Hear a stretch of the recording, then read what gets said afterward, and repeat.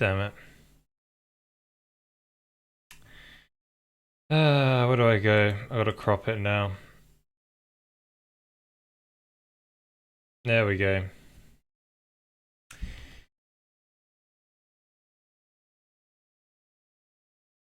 I don't know, was it 100 pixels? Is that too much? Yeah, so basically, right, you can only really configure this thing on Windows. And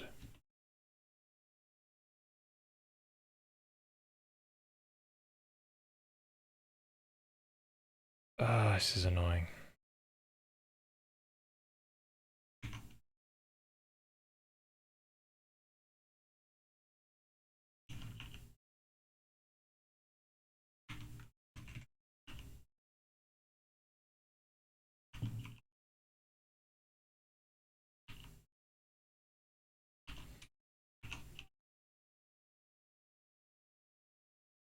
That'll do. I'm gonna chuck it down there like that. And we'll just live with that today, I think. It's bloody annoying though. I'll fix it up next stream. Better focus as well. Well, I guess we'll live with that. Right. So that sucks. So last stream was working on Gizmos. And today we're going to finish up on Gizmos. So we basically was working on the input handling code. So if this is the translation Gizmo, you can now drag it, right? And then you can, and it will translate, which is pretty sweet. Although what I would like to do is do a bit of a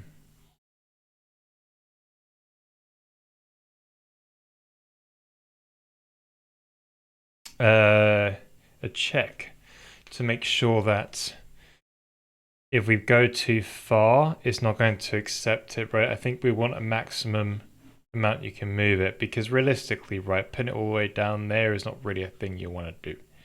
So,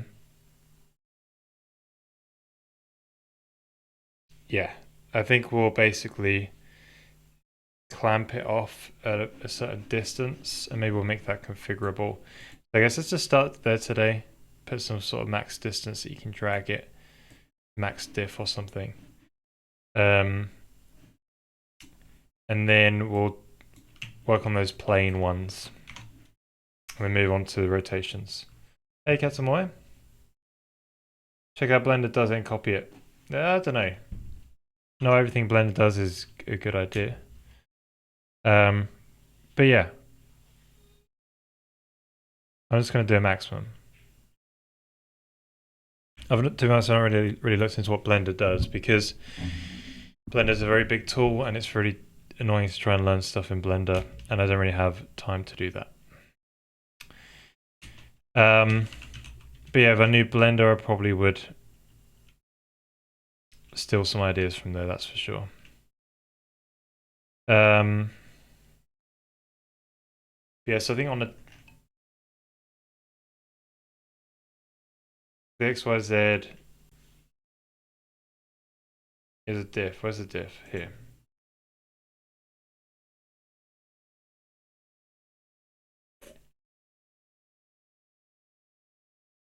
So, is it really the diff you want to change? You want to put a cap on?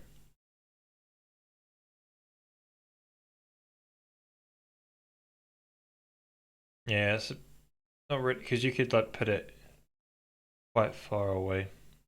Yeah, maybe we won't bother with a max. I can solve it later. Alright, let's just get working on the plain ones. So those little wedges, those little box things that we saw. What we're going to do is probably use the first implementation we had for the axis. So the axis uses array versus ray closest point, whereas we used to try and do array versus plane. So now we're going to array versus plane. So for these x, y, z's, they're going to give you a plane,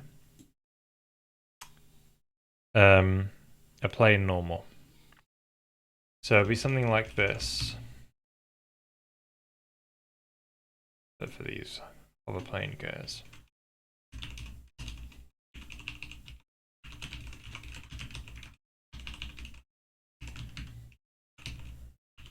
But yeah, I hope everyone's having a good weekend so far.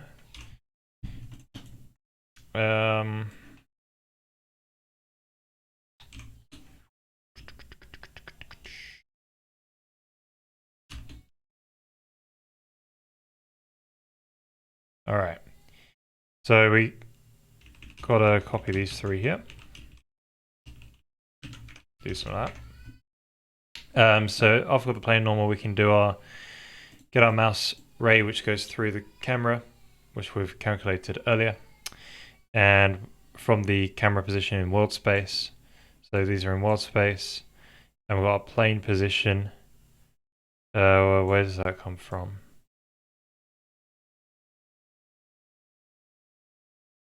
We don't use the plane anymore.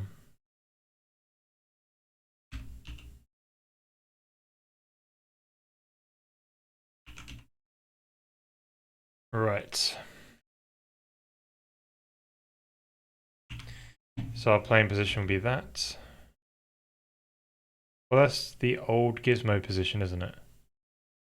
Old Gizmo position. I guess so. Maybe that's what it's called.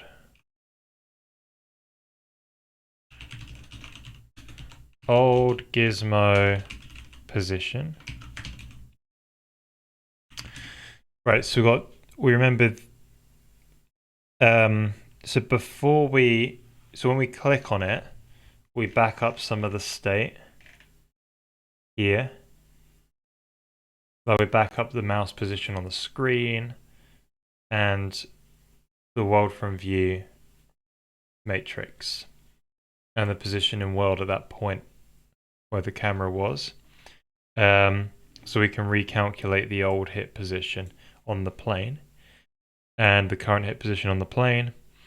So we debug drew like two spheres, so we'll be able to see that, right? Now the only thing we've got to change from here, so we're calculating the hit position in world space, the old hit position in world space, the vector from where the gizmo, the XYZ axes where they start from, that's the vector from that position to the hit position, basically, that wherever your mouse hits along that plane, and you've got the old vector and the new vector. And what is this? Axis direction. Right, this is so we could do, right, because this used to be the axis code, but it's for a plane. So for a plane, you specifically want to take the difference across the two dimensions and ignore the third one. So we probably want a switch statement here where we probably take the difference we probably take the difference because they're across the same plane. So what we need to do is take a vector difference. So we've got old vec, new vec, and then we do a diff. So it'll just be sub going towards the new vector from the old vector. And then another final switch statement, which is going to basically apply it. Hey, Wajilla. How are you doing? Good to see you. Okay, so in Blender, the gizmo never appears unless you select an object. Also, no matter how far you push an object, the gizmo size never changes. So you can always select it. Yeah, I did think the gizmo size never changes. That's something that we should probably do. Because I did, I feel that was the same. I feel like that was something I witnessed before when using other 3D software. Maybe that's something we should do. We'll look into that today, I think. It does make sense, right? So you can always grab it, and the way you interact with it doesn't change based on how far away it is. Oh, interesting to know, cat and why. Does it push all the way? How does it act when you push it really far into the distance? Does it sort of like just let you do that?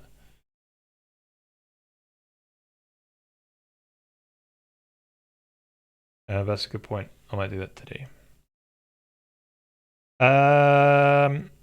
So I think we should, we'll break these out into another sort of line. And so we'll be setting the new translation. So this will just be the XY plane. So it'd be the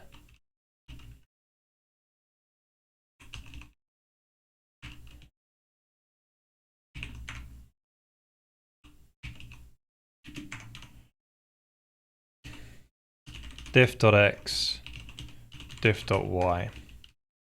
And then, yeah, so you just apply it as a plus equals, right?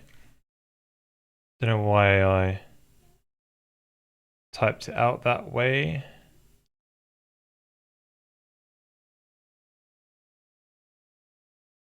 Like some amateur. I don't know why I did that. Oh no, because it's from the pressed coordinate, that's why. Yeah.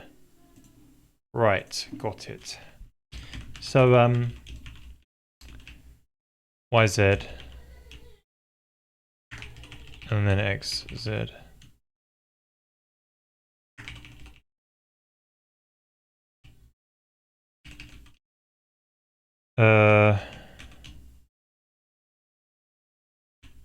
That'll be pretty nice. So we'll keep the debug drawer in there just so you guys can see what's going on. So let's run it and see what happens. Hopefully that'll be the plain translation. Design a script enable for my engine, then working on some mesh components. Cool, very, very nice. Is it kind of a little high-level scripting thing? Because I've worked on a few of those before. It's quite fun. Yeah, so you drag the plane. A big plane is going to appear. Right, it's the wrong plane. Yeah, they're the wrong planes. Whoopsie. XY plane. You're going to go down the Z then. Wally. Go down the X for the YZ plane, and then go down the Y for the XZ plane. That's the normal of the plane. Right, give that another go. So this is the XZ plane. This one here, this pink one. So notice when I clicked on it, that's the pressed hit position. So it's remembering my mouse click and the world from view transform. So it can always calculate that even if I move the view around. It can always calculate that. And then as I'm moving my mouse, it's firing another ray through the view in world space. And it's doing it against this plane. And it's remembering that hit position. Then we've got two vectors which are being drawn from the base position of where it initially was, so where the XY, where the arrows start from right there, there's a vector going towards the original hover position and the new hover position, and that difference is being used to offset the XZ values. So yeah, that's working out kind of alright. You do kind of send it off into the distance though, that is very scary. We've definitely got to solve that sort of problem. So let's just make sure these...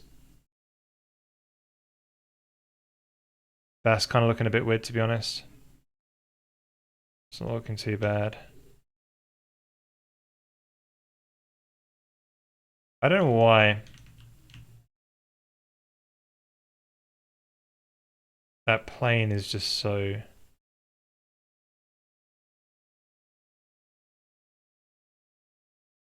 confused, to be honest. What was that one? That was the white X plane, wasn't it?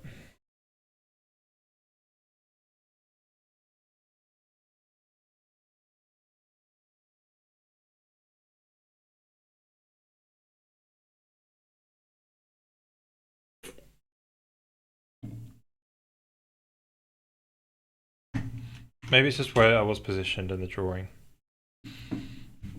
Hey Devros, welcome, welcome. Yeah, just check it now. You can push it as far as you want until the object's no longer visible. However, whatever gizmo it is, fair play. Yeah, I would like to put on some restriction, but I'm trying to figure out a good way to do that. To be honest, right? Maybe I'm just. I don't know why it's there though. Oh, it's that position. Okay. Right, the debug drawing is messed up. The debug drawing is not at the correct actual position, hence why it didn't work. Why it didn't look right. It's at old gizmo positions where the plane should be started on. Okay, that's fine. Right, that's good. So, I guess for this one, the only problem we need to solve now.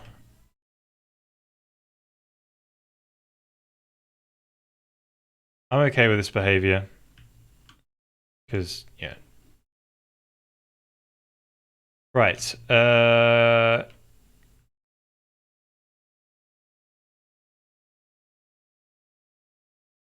cool. Now, we just got to not be able to put it off into oblivion, right? That's pretty bad. So, you would get a... We've got to look at the values we get from that, but I think... There's the hit pause. Oh, it's the T, isn't it? Hit T. So let's print out the T.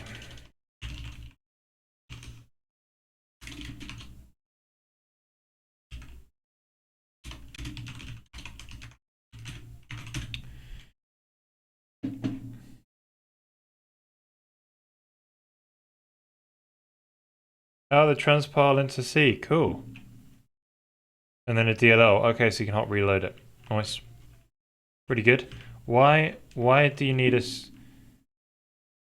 Have you got any examples for the script? Any inspirations for the scripting language? Like, what problems does it solve? I guess shall we say? Is my like, why not just use C? Is my question. I guess. What's the right? So we've got negatives here. So it's less than 0. Okay. So that's the logic we're using. So we do not accept anything if it's less than 0. If it's less than 0, the diff should be 0. So if hit.x less than 0, yeah, then we want to actually put a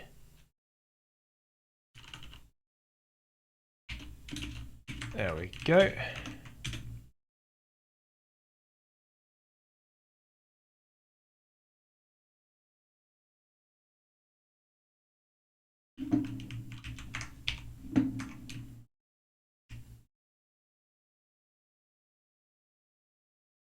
Yeah, so you've put it off the screen now, it puts it back at the base position, right where it was. Because, you know, it could go off the screen at any point in time. I guess I could have just left it there, but as you see, as I drag it there, you lose it all the way down here before. Yeah, so it's good to just put it back there, right? We'll let go. There's nothing. Right, that's cool. So we got these, you know, something you could do, right, is you could like you could render a grid down. When you sort of like click this, you can render a nice grid that sort of like helps you gauge where you're actually going with it. Because, you know, 3 dimensions is very difficult to see where things are moving, but you know, we don't need that just yet. Is having the gizmo is good by itself. So yeah, I'm happy with that. We'll keep the plain stuff here though, just in case, because we might need it in a second. So I'm just going to keep it around. And we can move on to the other gizmos, such as rotation and scale. You know, scale is going to be dead easy. Although we need a way to sort of represent what's going on. Maybe...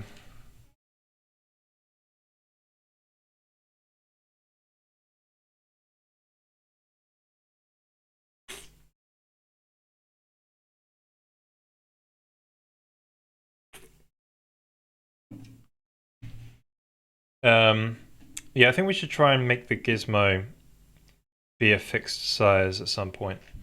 That is for sure. Yeah, we can look into that. Let's just get all the input stuff working well. So I guess for scale, let's just get this one out of the way because the code's already written. It's basically following this one here. But yeah, I think you just put it next to the translation one. But I think what you want to do. Oh, what have I done? Yeah, I think what you want to do is say here basically, right?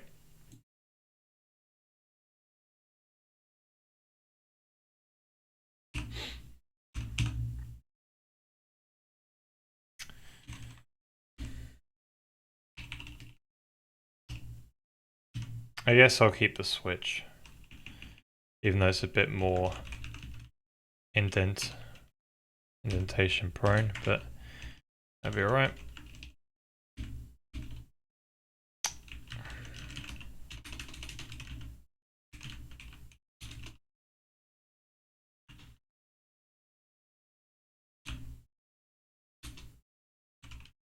Oh, what did I do? Yeah. And then replace that line with one of them. So this is translation. And then scale is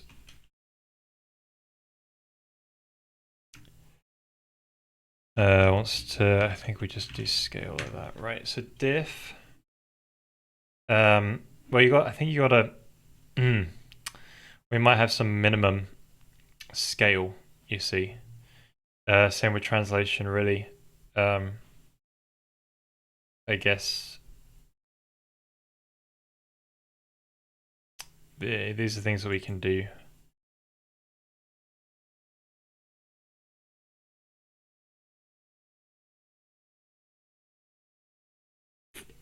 We'll say clump.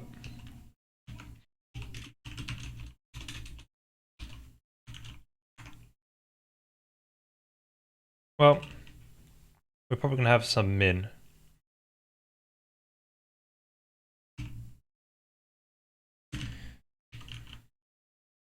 And let's just say 0.1 for now. I don't know how small we want to allow it to go. Let's just hardcode it 0.1. So we switch over to scale. We should be able to see the gizmo at least will change size.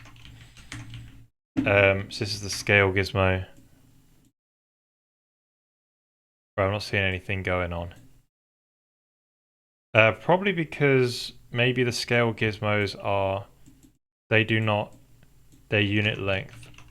So they don't respond to anything. So yeah, it would be interesting. How do we should probably draw some text on the screen maybe to sort of say what sort of value these things actually are.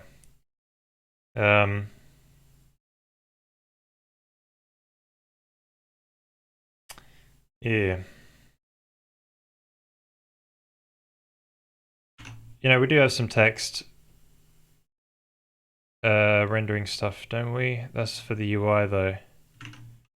And we don't really have UI here. Should be possible. Yeah, we've got the UI, so we should just be able, we've got the mouse position as well where it's going on. So we might be able to put a little label down right there. Should be quite easy.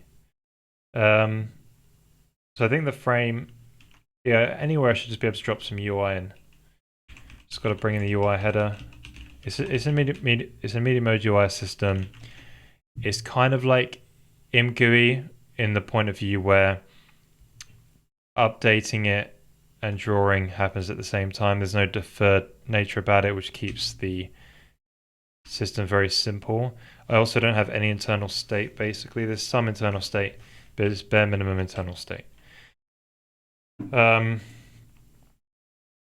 So I think we should be able to literally just say, well, I pressed this thing. So based on what I've pressed, so I think I could probably do this at the end. I could then just say something like, switch on it again, and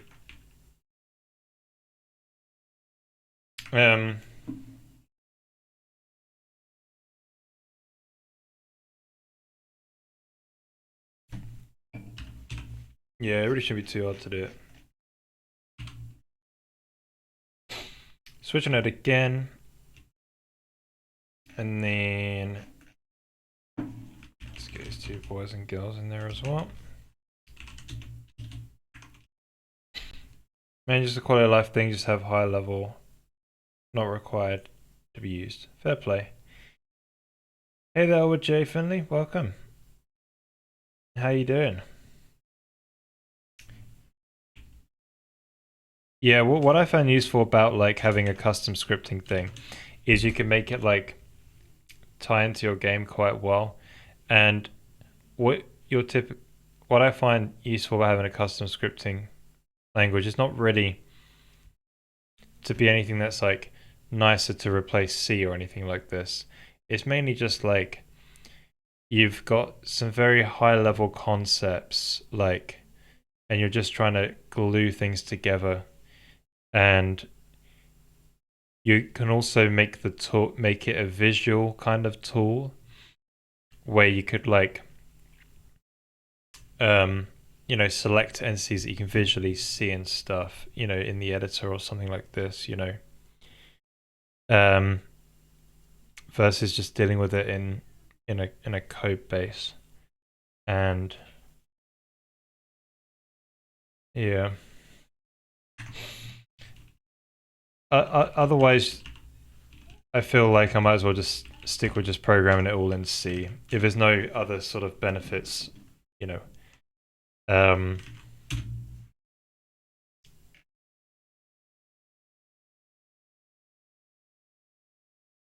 yeah, mainly just to give Quizzy CS and runtime and runtime together. Cool, sweet. Sounds fun. It's also looks like it's going to be hot reloadable as well. That'd be pretty nice. Right, so we've got these hover thingies as well. So with the hover thingies, we should be able to. Maybe these ones should go. Oh, they're pressed. So the ones that we have pressed down currently. Yeah, these will be able to tell us.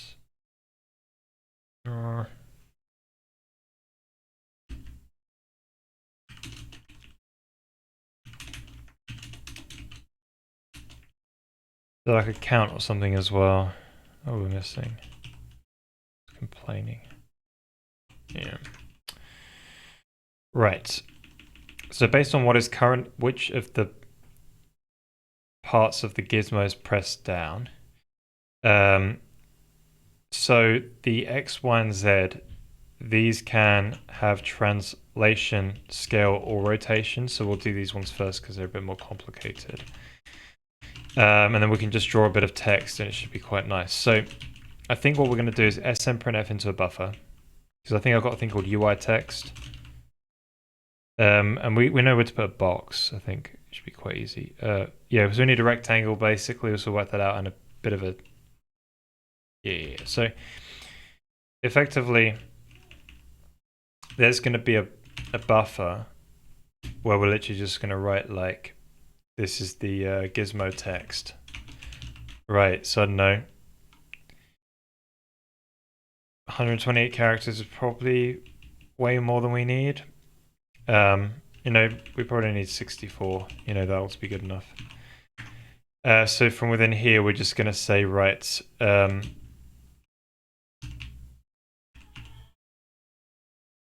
wait, 2 seconds, I just heard a screen, BRB.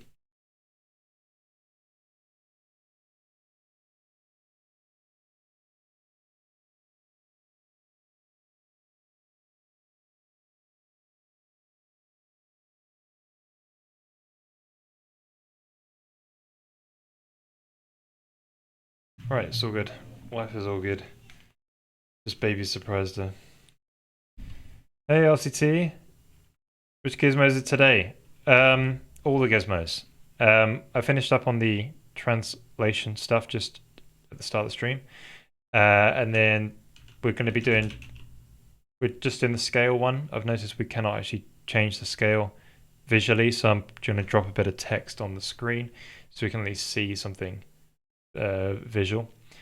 But yeah, and then we'll do the rotation one as well. I was just starting off with scale because it's basically using the same code as the translation one. But yeah, let's build it. I guess I can zero it just in case. Didn't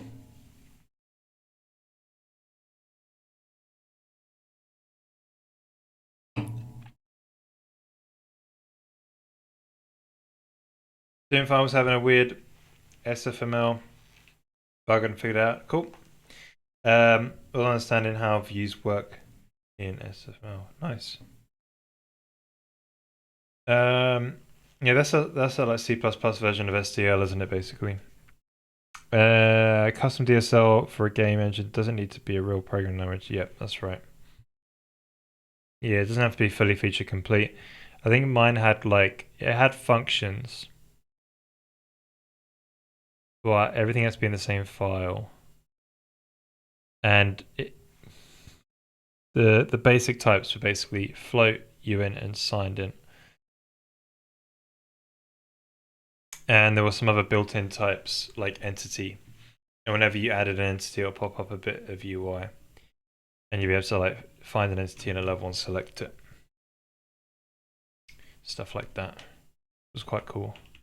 I think it was all in 1,000 lines of code as well. Very, very minimal scripting thing. That was UI, editing, and the actual scripting execution. Yeah, it's quite interesting. Maybe we'll do something like that again. Maybe. I'm not sure if I'll need it. I might need it. Right, sorry. Need is the wrong word. I might benefit from it. We'll see.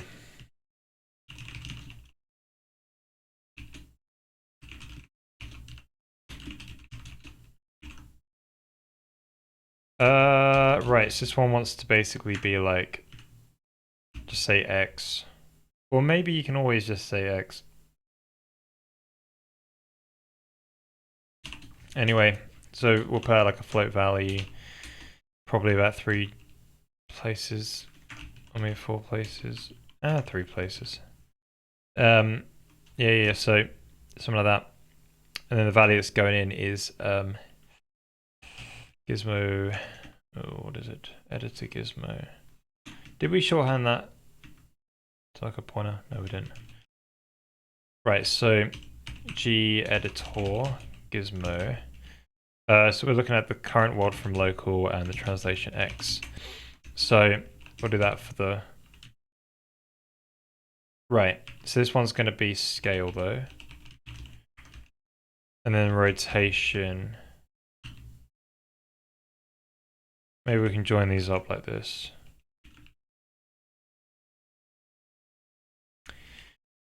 What's going on here then?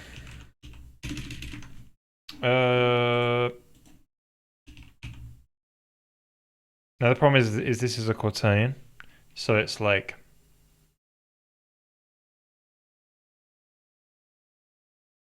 completely unreadable. So I guess you can switch it back. Have I got any of those into like raw pitch, yaw, whatever you call it? Roll pitch, yaw.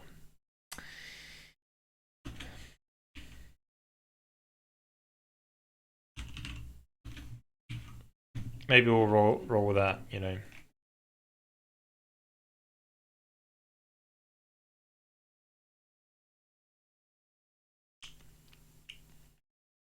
I don't think I do. I don't know how well it'll work, to be honest.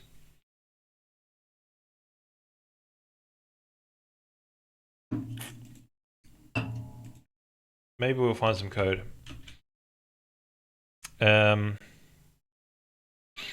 quaternion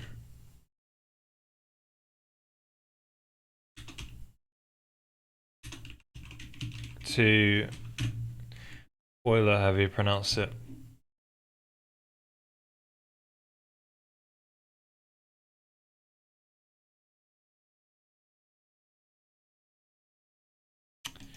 To roll pitch your.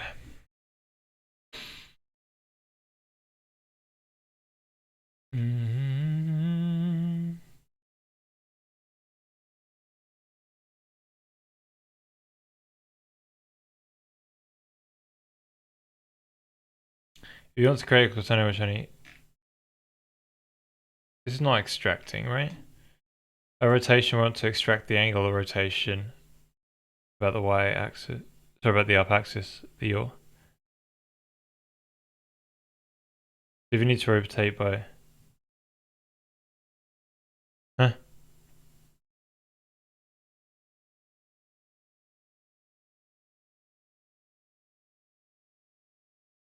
Oh, so you're saying to inverse it, you use the arc cosine, and you're inversing it, right? But then, yeah, that doesn't seem scalable. Right, someone's ditched this here.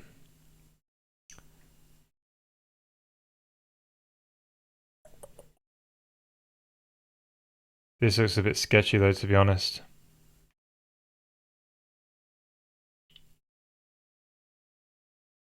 But maybe it's it. Right, this one looks a little bit more believable.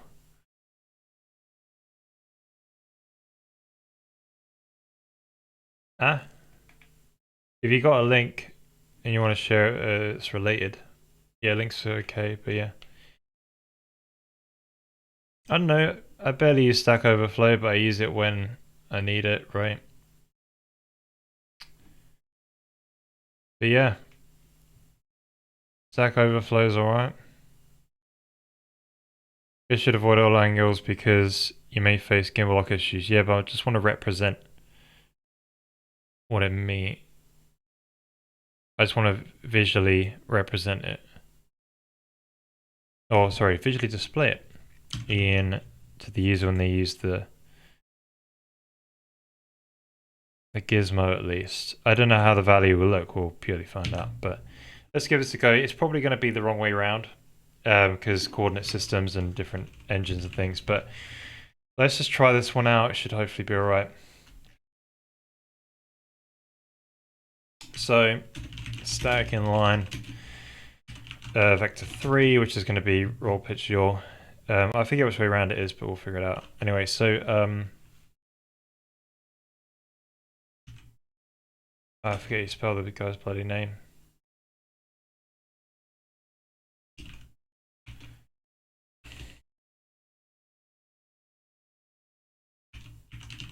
Something like that, that'll do. Chuck in a quaternion and you know, sort this one out. So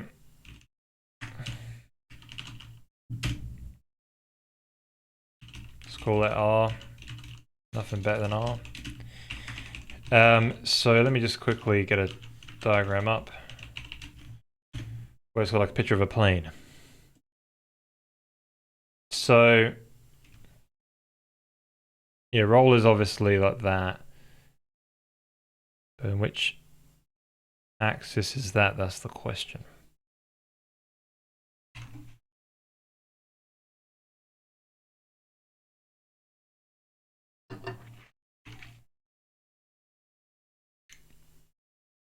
The roll's probably my Z. Maybe. Well, it depends what is pointed down, right?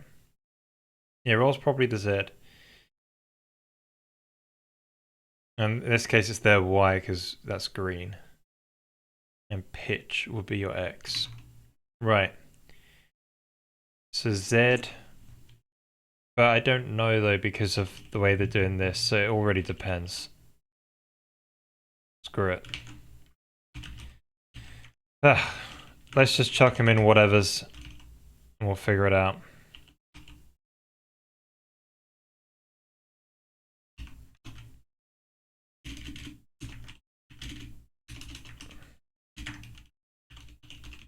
Math.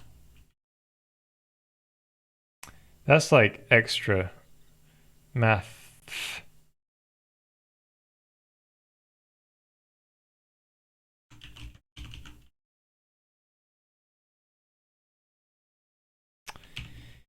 Right, so 8 and 2.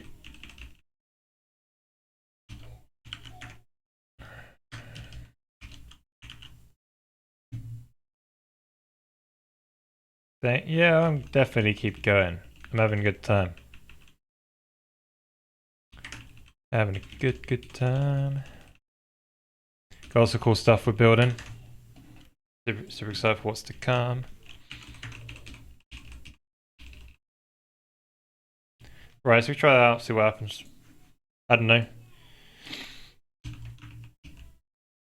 So basically when it comes to rotation, so maybe we do a bit of like let's just say these are the angles. I want to say, well, if the G editor gizmo type is equal to a gizmo type of rotation, then what we're going to do is pre-calculate these Euler angles, however you want to pronounce it. I don't know maths too well. So we will chuck in the G editor gizmo, what from local rotation quaternion. So yeah, and then we can basically reference this, and voila, right? Should be a bit of a nicer. So this would be in like pi, it'd be in radians, right? So it's like 2 times pi is the maximum value. Wait, but I think it'll be pi and negative. I don't know, pi and negative pi. I'm not sure. We'll see how it goes. So yeah, let's just keep doing this sort of printing thing, and then we'll use the custom UI API and just put it where the mouse is or something, just underneath it. We've got some align functions for that. It should be nice and easy. Why?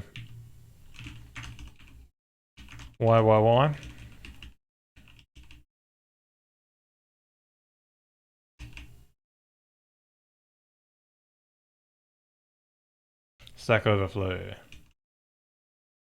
Yeah, actually, like, I barely use it these days, but it's a good resource. I've never actually asked a question, so I'm very grateful for every single person who asks questions on there that I can find answers to. Yeah, I'm never the type of person to like ask a question. I'm just too shy.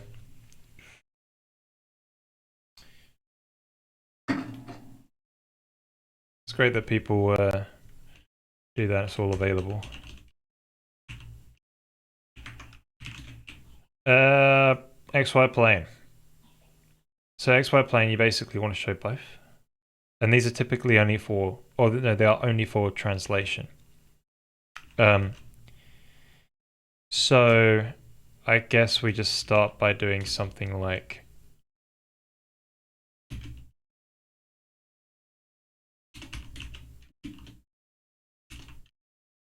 that.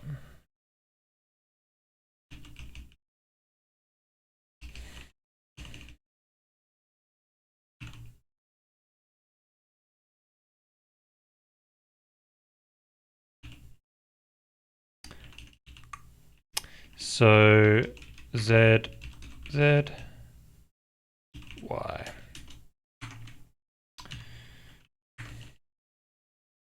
Yeah, YZ, XZ.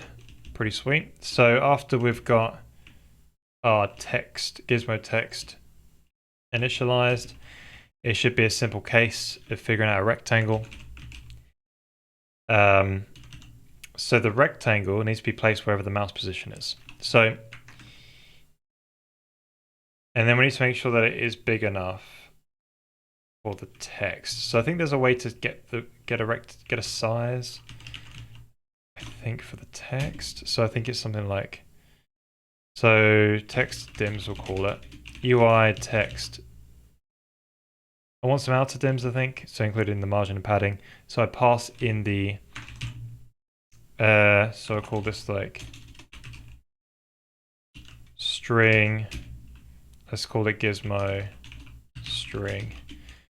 So it's called string from a C string. Oh. Gizmo text, yeah. And all we're going to do is pass in the Gizmo string into here and some style. Now, for styles, we're just going to use, I think there's a default style. Right, style box, use that. Some built-in ones, 0, no box, and box. I'm not the best at theming. I can focus on it later. I haven't really made too many themes yet. It's all just black and white because colors are effort. So we just take the address to this, and now we can produce our rectangle. So there's another function that we've got called align your rectangle line to boundary. I think this is it. So you pass in your outer rectangle, the dims of the thing you're trying to draw and how you want to align it. So we could basically just say, shoot. Maybe that's not what we want. So I want to be able to say, oh, mouse position this box underneath it. We've got to think of this. It's called a popover. So the position will be the mouse position. Just got to get that variable. Mouse pos is going to be pretty useful. What about these ray directions? We'll figure that one out in a bit. So, right, that's going to be pretty sweet. So we got ourselves a mouse position. So if we say at mouse position start a popover, and then the dimensions are going to be the size of the text box, and then the alignment is going to be I forget which way. I think it's top, middle, or middle top. Run out loud. Align middle top. So we're going to say the popover is aligned to the middle top of that mouse position, and then this one is the style. So I guess we'll just use that sort of UI box style, yeah. And then we'll do a popover end. And then in between, we'll literally just do the text. So we just go, hey, what a bit of text here. I think, wait, does it return us a rectangle? Yeah, so it returns us a rectangle for where the popover is, minus all the padding and stuff like that. And we should be able to literally just plop in the rectangle, plop in the Gizmo string, and then the box. I think we don't want any style. Well, we could say actually that we do a no style. Oh, for crying out loud. Probably a 0, as in do nothing. Absolutely nothing. And then this one's, the text is actually going to display a box. Alright, let's give that a go. See what happens. Should be interesting. Get some visual feedback at least on the Gizmo. Other than actually the Gizmo itself, some values and that. Oh, look at that first time, isn't that good? So maybe we can make it a little bit transparent, and maybe actually should go on top, because you know what, that pin it underneath the mouse. We could have maybe say that there's some offset or something. But yeah, there's the X one, there's the Z one. That's quite nice, isn't it? Yeah, as I said, maybe we should do a grid later on when we do these sorts of things. But so we switch over to the so the scale one is working, right? And just stop it at 0.1 as we minned it for. But yeah, so that's cool. Right, so I like that. Although I would prefer if we probably did the bottom middle maybe. And you know, it would be nice if the background was potentially transparent. We do have support for that. But, you know, it's not really the end of the world. There.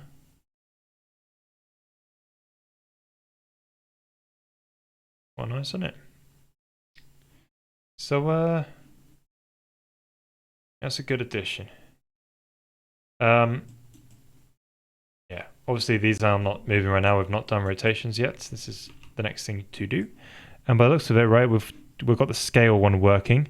It is not changing size, but we don't really want it to change size. That's another thing as well. We want to do today is probably stop our gizmos from actually physically changing size. Maybe, I'm not sure. We should probably think about it.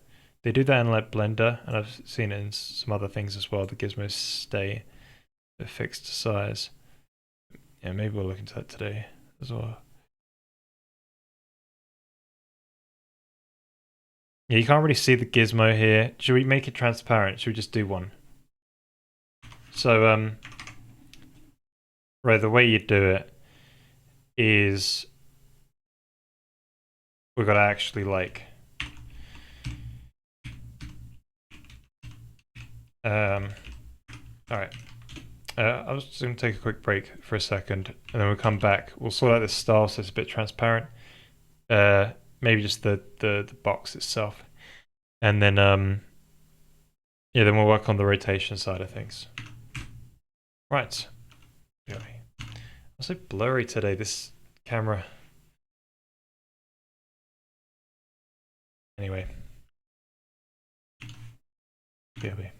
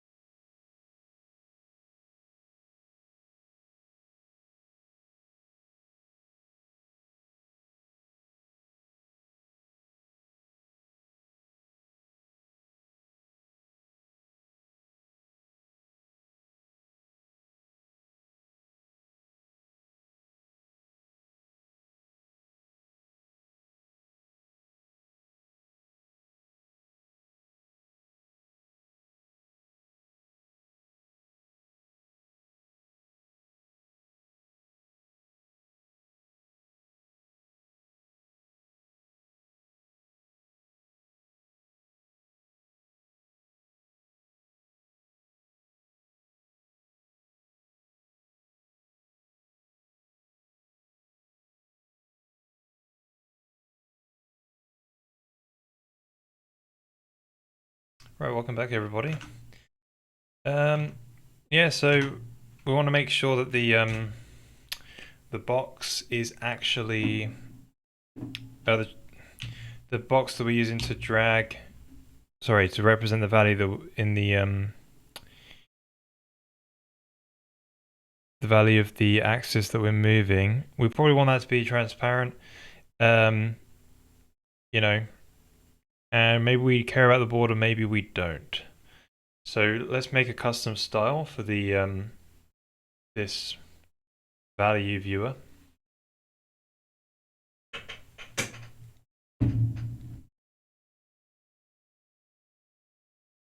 And maybe, you know, when you've got it pressed, when you got something pressed down, maybe the thing to be blinking is probably not the thing you're hovering over, you know what I mean?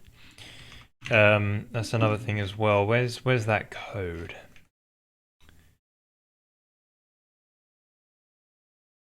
I think it's in the graphics side of things. Skybox, yeah, had a skybox for a good while. When we did the material stuff, we put it in because I was learning about image-based lighting. Is what it is, yeah. Yeah,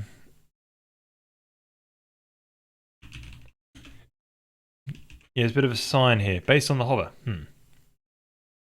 So maybe instead we should say if the pressed thing is set, use pressed. If not, use hover. So, right. It'd be like here, graphics gizmo hover. We'll call it hover. And we'll be like if graphics gizmo. Ooh, where's the pressed one at? It's in the feedback, isn't it?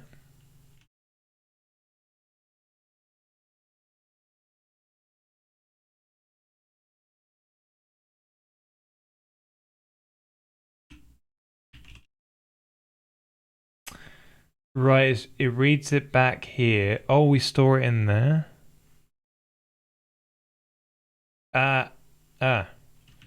Right. What about the payload? Do we ask the payload?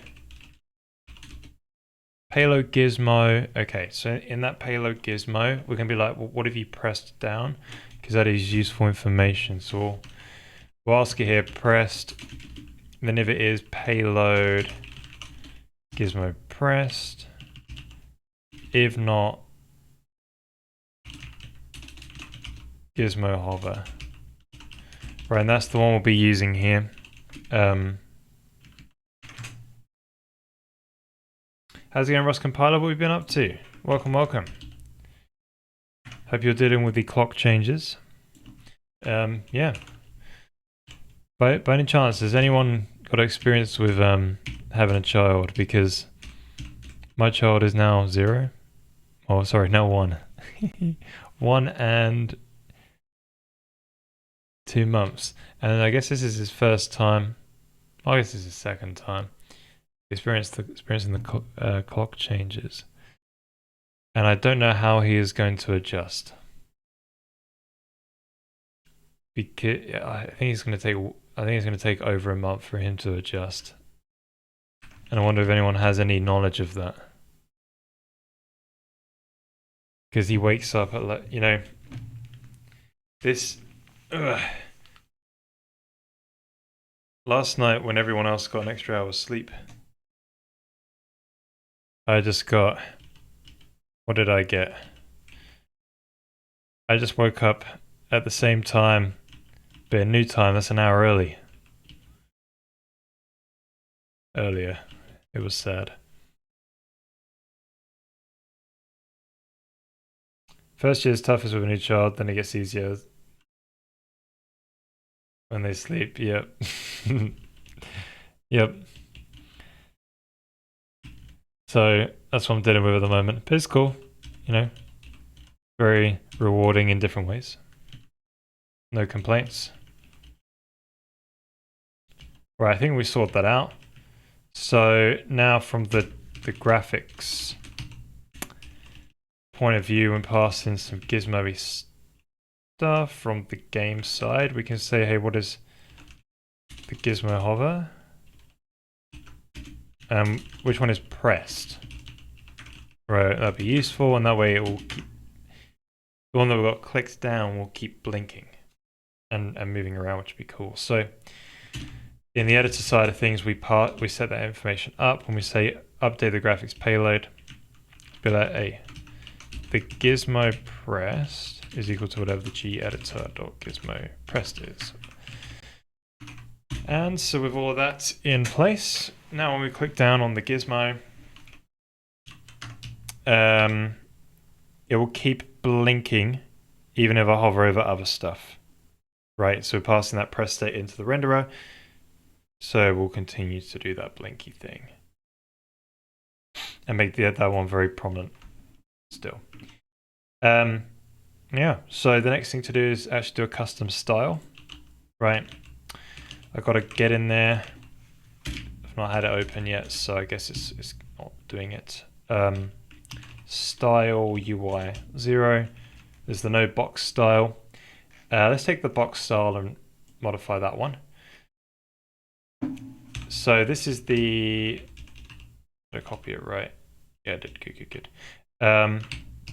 So in the editor, we're going to have a new thing known as a... So this is going to be the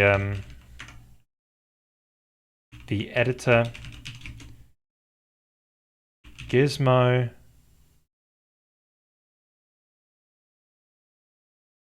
long names, here we come. Gizmo value style. So effectively we want you know, the way my styling system works for the UI is I just have one structure for everything, and because this UI system is built for the game, any custom widgets there's no such thing as a custom widget. So what we end up doing is just adding anything that we actually need in here. So we have these are values that do not depend on the state, and then if the values depend on the state, we have an array of them. So the state is either no state, or I guess that's default, focused, active, or disabled. And we've got like all the colors basically go in there. Very little size changes go in there, but I guess I've put radius in there now. But yeah. So we've got things that we can change, like the I guess the BG color.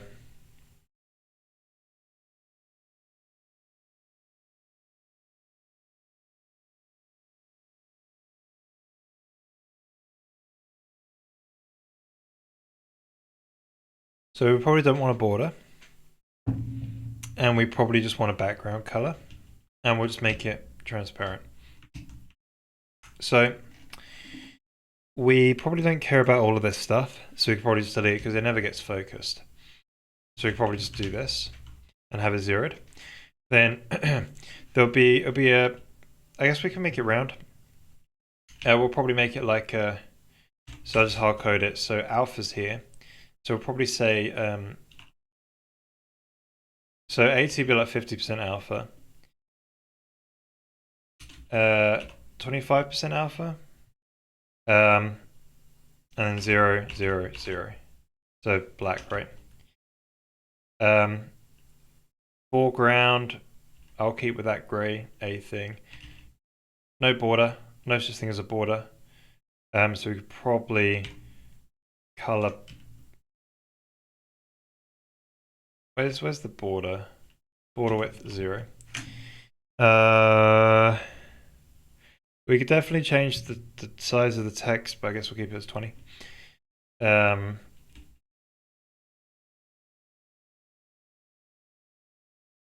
So this border color probably doesn't matter. And then, well, it doesn't matter, so we'll leave it. You know, we could probably just get rid of all these because they're not really going to be used. They're all things we care about. We just want a box with a bit of text. So margin padding, we'll keep that there. Inner spacing, I guess. Border width will be 0. Text height is used. Checkbox. No caret, no progress bar, no slider, no tab stuff. So it just gets rid of all the stuff we're not really using. So effectively, oh, yeah, well, we do that UI text thing. We'll replace that box style with this new style, and see how it goes. Hopefully it's transparent and a bit nice so it doesn't sort of get in the way. That would be cool. Right, I cannot see a thing.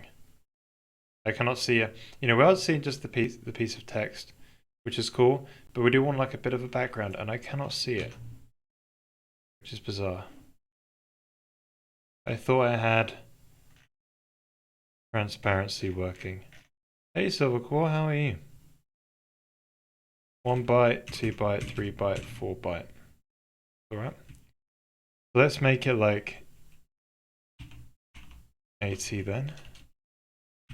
Is my alpha like got a poor is it being like I don't know what's going on with that. I'm gonna have to check out the renderer.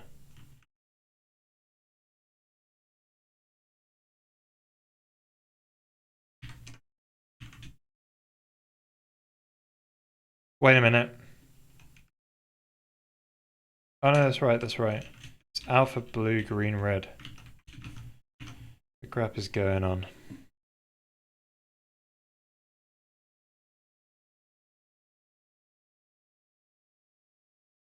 Right, did I delete something which is very vital to the background even showing up? Oh, I deleted the no, the font's okay.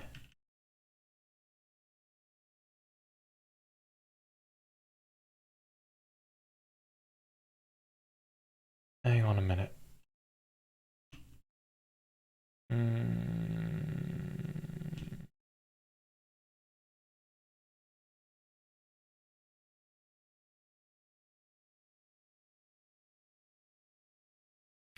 Yeah, they're all okay. I get it.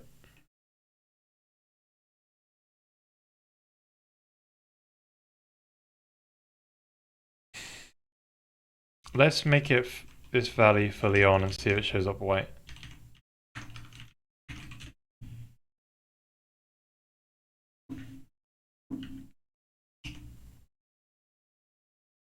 Right, they're still in the background. Something is definitely fishy. What happened?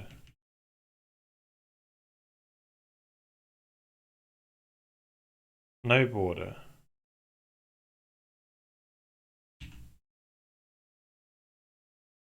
Should we bring back a border?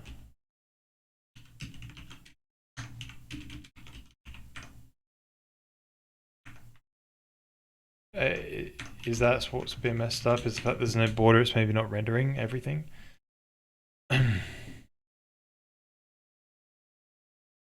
Nope, that's not it. Text line height. We can just drop down in the debugger and find out what the answer is, maybe. Do that.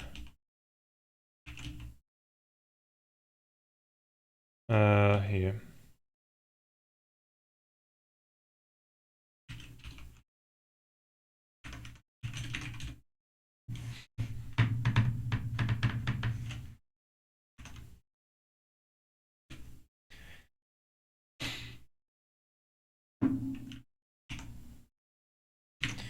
Cool, so we drop in, we start the widget, and then it'll become visible or whatever, right? It's visible, so draw. So do the drawing. Box draw based on the style. Right, so we do a box draw based on the style. If BG color or border color equals 0, oh, or border color equals 0, return. Interesting. So, that's not right. Back into the UI. So if we take a little look, UI draw box. Or was it box draw?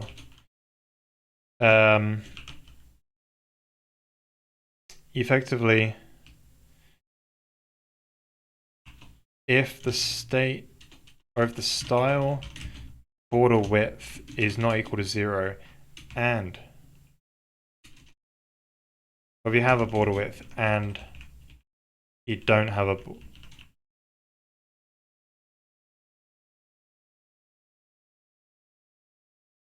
wait. Hang on a minute.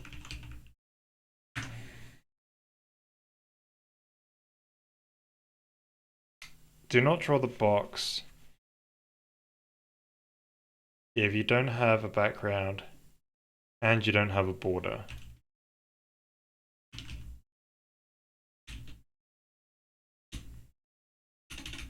style border width equals 0, or the background color equals 0, then I guess you could say alpha.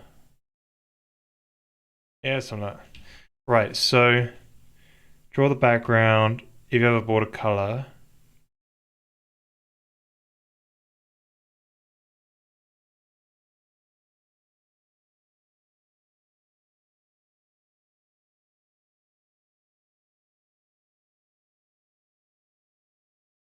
yeah, that'll do it. Cool. Right, let's give that a go. I want to go back to the style though, that is for short. And bring back that 401. So that should have a nice transparent background on the nice little thing we are. Oh, look at that. Right, so is that a little bit too transparent? It is on a dark background, so maybe it's perfectly fine. I was still able to see the stuff behind it. I'm just concerned about, if you display it on white, does it help?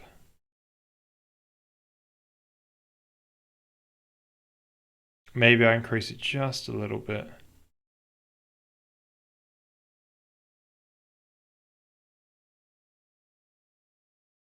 Still able to read it, kinda. Yeah, maybe we'll just be like, let's do increase it by 32. See what happens.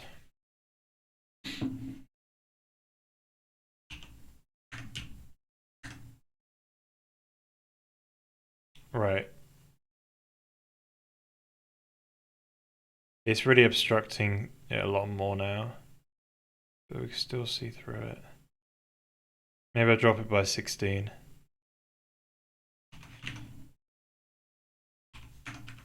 Maybe the 4 was perfectly fine. 40 alpha.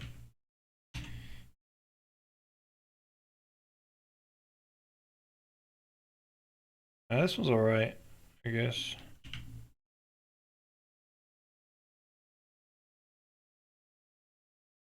Cool.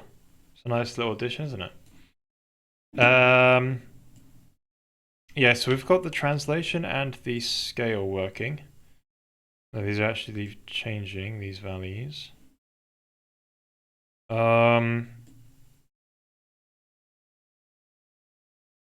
Should we work on the rotation next? Oh my days. Yeah, these are obviously obeying the yeah, some of the values. We've got to try and redo the rendering, I guess. But yeah, so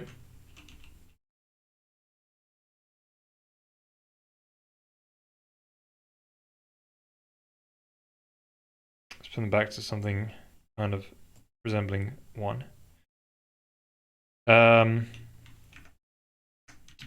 So with these, we want to be able to sort of rotate them, right? But it is kind of a bit difficult thing to do. One of the ways I've been thinking about doing it is when you click on it, it's a plane, right? It's the X plane in this case. Then what you do is, you know where you clicked on it and you retain that, and where you've moved your mouse, you also retain that. You convert those both into polar coordinates and take the difference based on you don't care about the radius of where the mouse is. Where you care about is like the one which it's the other two, isn't it? The polar coordinates. Wait, or is it? No, it's just the other one. It's a 2D polar coordinate. Yeah, so the uh,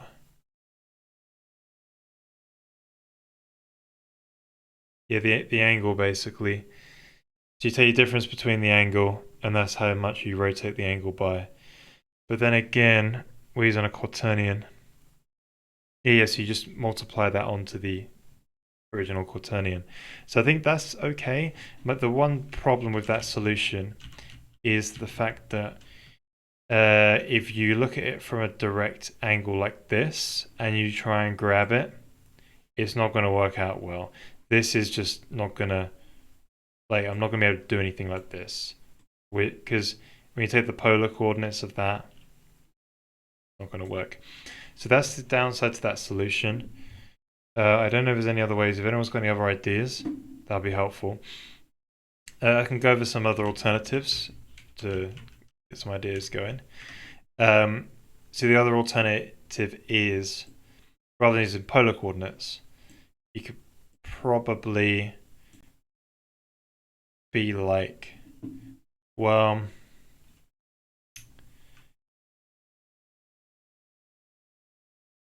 you could probably be like, well, I'm looking at it. So so you get your, when you click on this X1, you know that if I go down the Z positive or Z negative, you can basically use the Z axis as the thing that you rotate the wheel. And maybe this is okay. My one concern is though, is use the X for the, sorry, the Z for the X rotation. But you would not use the Y, right? Because if you think about it, there's actually two. There's sort of left and right, and there's the up and down, right? And I think it's always going to probably be,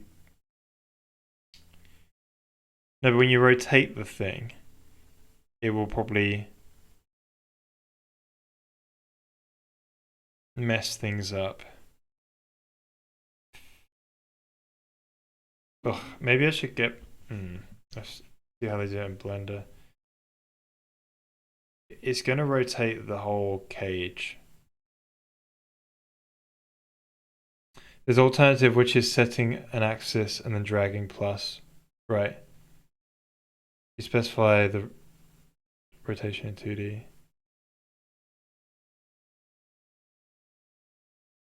Yeah, delta in 2D or I guess 1D. On that line, yeah. That does make sense. So you do it on like a line. Maybe we do the line approach is probably better. So I guess I've just got to deal with when you actually rotate it, the cage is going to rotate as well. So if the cage rotates,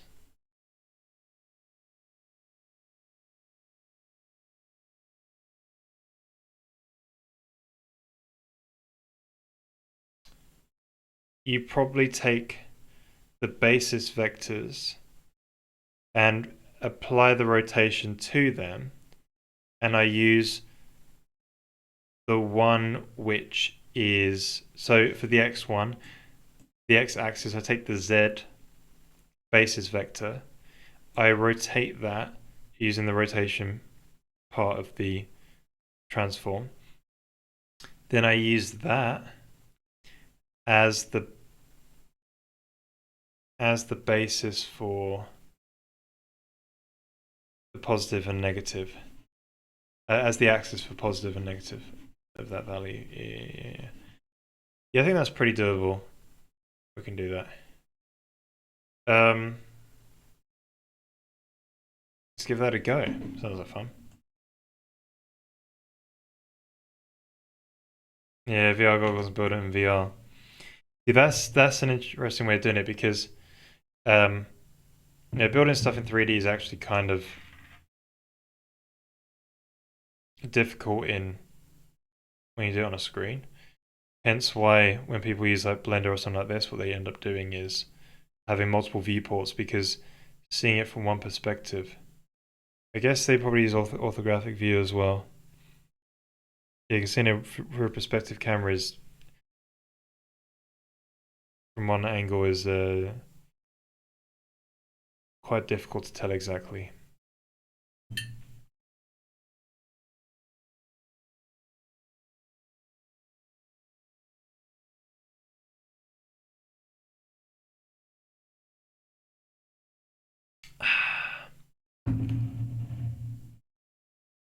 Mm-hmm. Right, so for the rotation, we want to know based on which one of these guys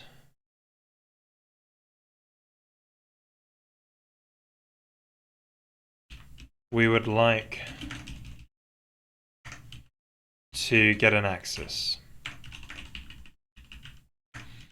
And then that axis, we're going to apply the rotation to it. So if you're on the x-axis, we want to use the one down the z. So this would be like the sort of, what should I call this? It's kind of, I don't know, kind of a perpendicular axis. I don't know. Anyway, so for the y-axis, you probably want the x. And then, wait, could it be any? Well, that's the most difficult thing about it, actually.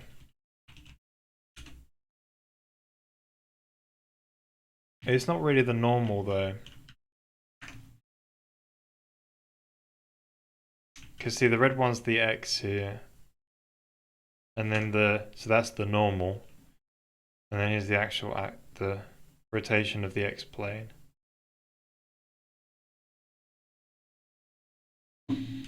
So the problem is with this one, which is the y. If I'm here, I've got this one going down there and back. But if I'm looking at it here, that way or that way, right? So maybe I should just take the x one. So the y takes the x. And you just use that. And if you click it there, it'll draw the line. And you can just do it.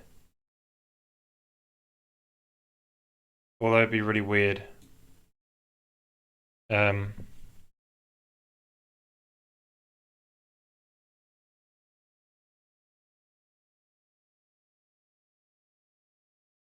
But also as well, say if I'm here like this,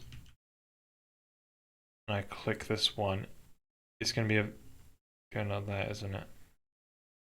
It's going to be very sensitive. Maybe no matter what you click on,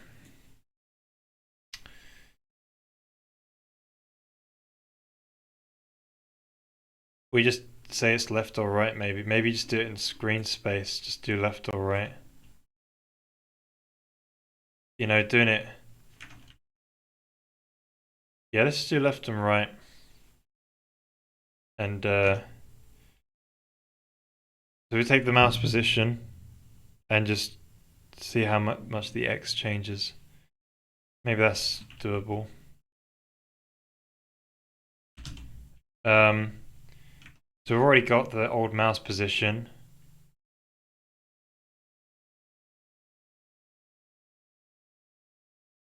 So we can convert them back into these angles like this.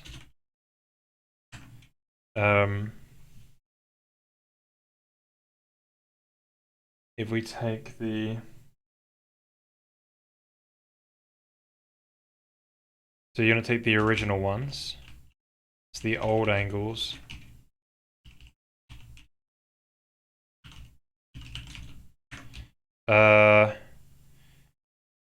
There's the old mouse position. So there's old mouse and the current mouse position. So we just take the difference on the X. So diff, which would be old, going towards the new mouse from the old mouse.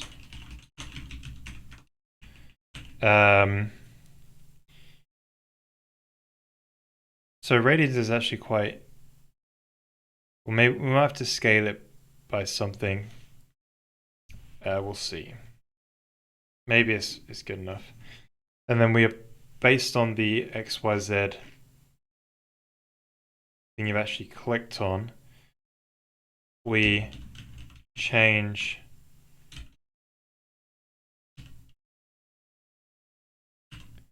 switch G-editor Gizmo pressed.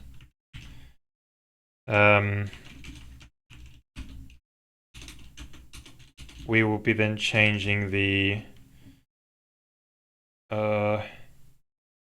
old angles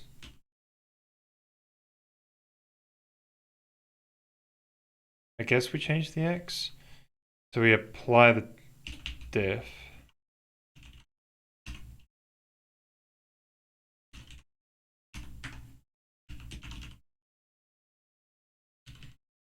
I think some of these axes are going to be wrong, but we'll soon find out. And then we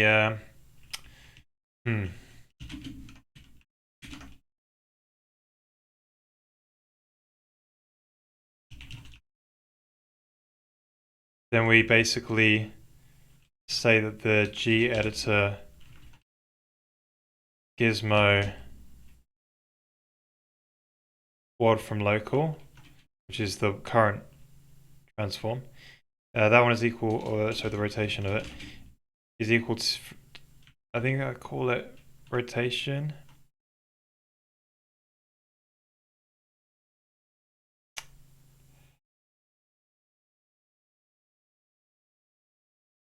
I don't know if this will work.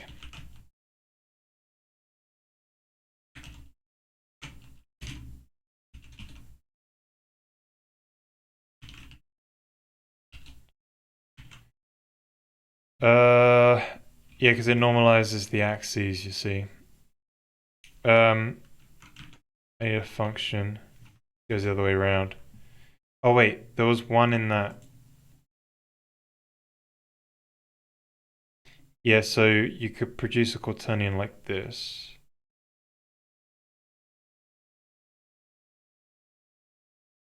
Oh no, rotate by R, right, that's not it. From roll picture.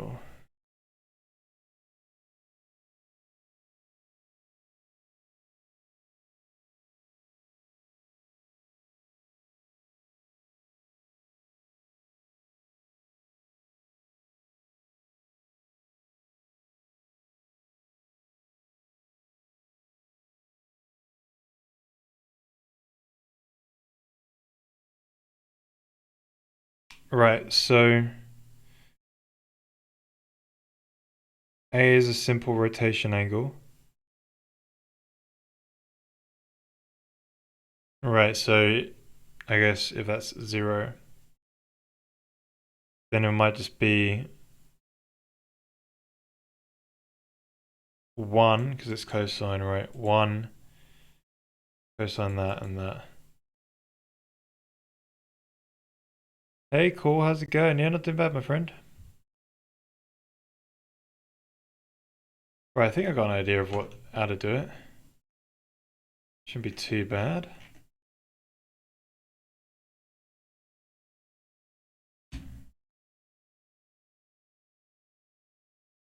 So, all angles from quaternion to quaternion.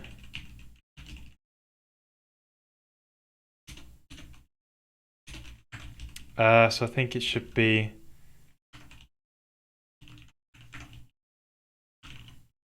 if I'm reading the thing right, you put the 1 in X. It sounds too easy, right? Because the amount to rotate by would be 0. No, but then this is cosine and...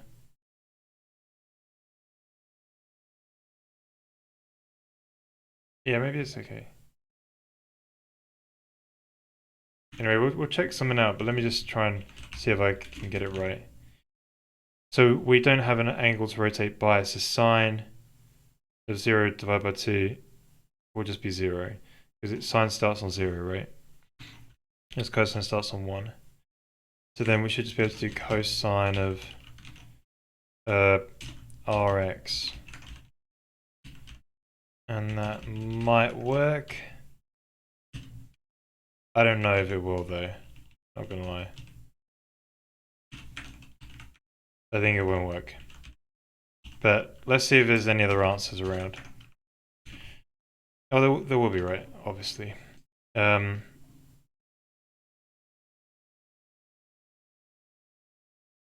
there's obviously more involved. Oh, here's the basic formula. Oh, okay. And here's some Python code. So, right, it looks like a little bit more involved. That is for sure. Let's see if there's some other one.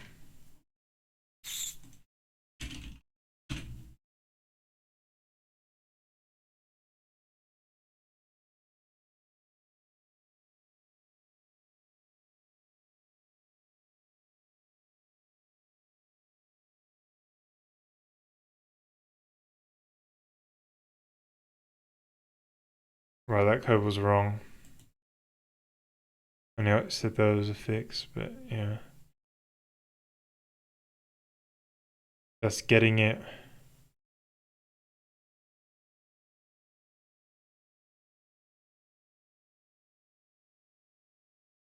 Oh,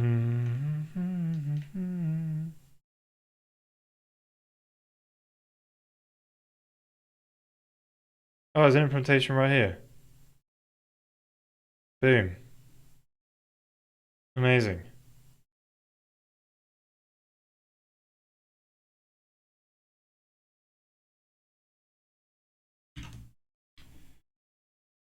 Right. Okay, so that was obviously too simple. Let's try this one out.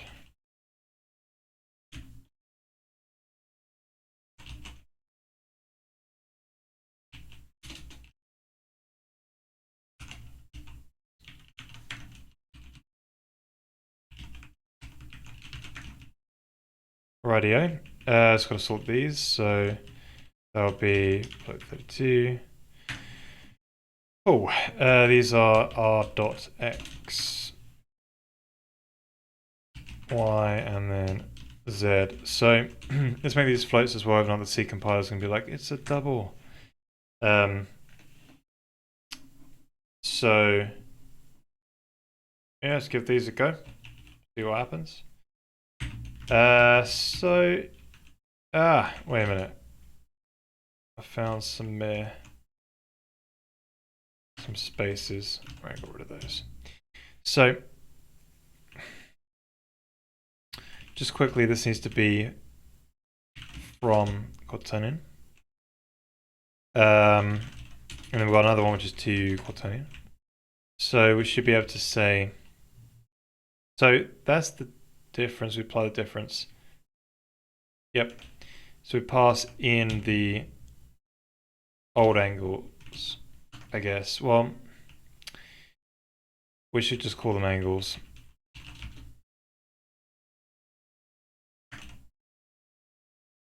And there we go. So maybe that's it, right? We'll see. Probably gonna fall over and oh, I gotta rebuild. It's probably not gonna work right away, but let's just double check.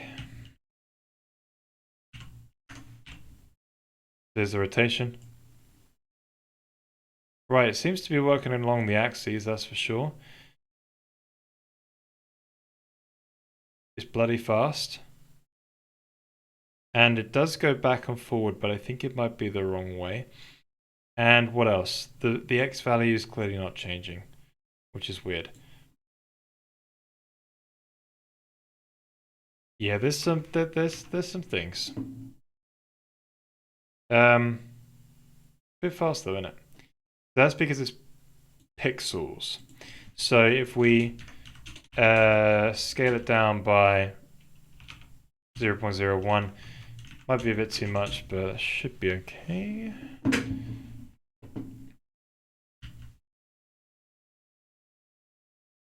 Oh, look at that. Isn't that nice? It's like a wheel. Yeah, we're just using the screen position on the x-axis. So it's just screen space. So no matter what way you look at it. Oh, for crying out loud, what have you done? Why is it? Right, so clearly the conversion of what's going on is just wrong. Right, so the X seemed to be fine. Kinda. I don't know what's going on. The X seems to be okay. Um,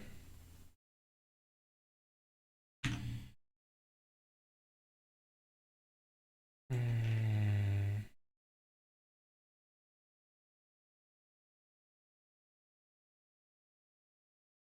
yeah, the X seemed to be okay, but then like when I clicked it again, it messed up. But then like the other, let's just start off by clicking the other axes and see what happens. So let's try the Z one. Right, Z seems to be okay. Let's restore the other one back. Restore it back. Right, let's try the Y. Oh, the Y seems alright as well, doesn't it? So something I could do, you see, is why am I converting it into Euler angles, right? Why aren't I just making it a quaternion and multiplying the quaternion with the current quaternion?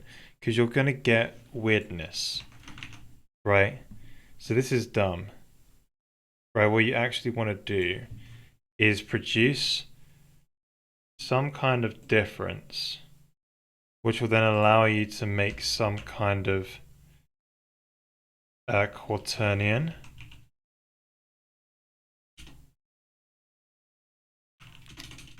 Which would be the sort of difference quaternion. And this would be, I guess we can initialize it to identity quaternion. Have I called it quaternity? Yes. It's inconsistent, but anyway. What you'd do here is you'd do a rotation from a given an axis. Now you rotate around the z-axis, I think. You do it that way. With a given angle. So a given angle will be diff q. Oh, sorry, diff. Then I think the rest are just like that, but you do the, well, alright, maybe you call this the axis. And then you can get your diff quaternion.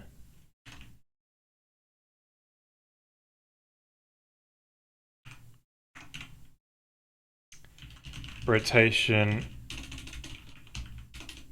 around an axis, and then the diff. Yeah.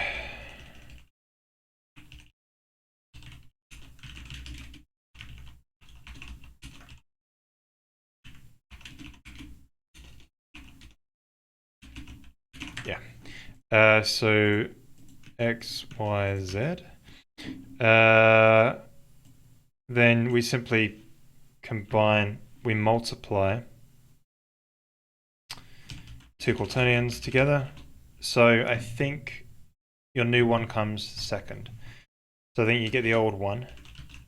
This is where it was before we applied any rotation. Oh wait, it's a difference though, isn't it? Oh, that's fine, that's fine, that's fine.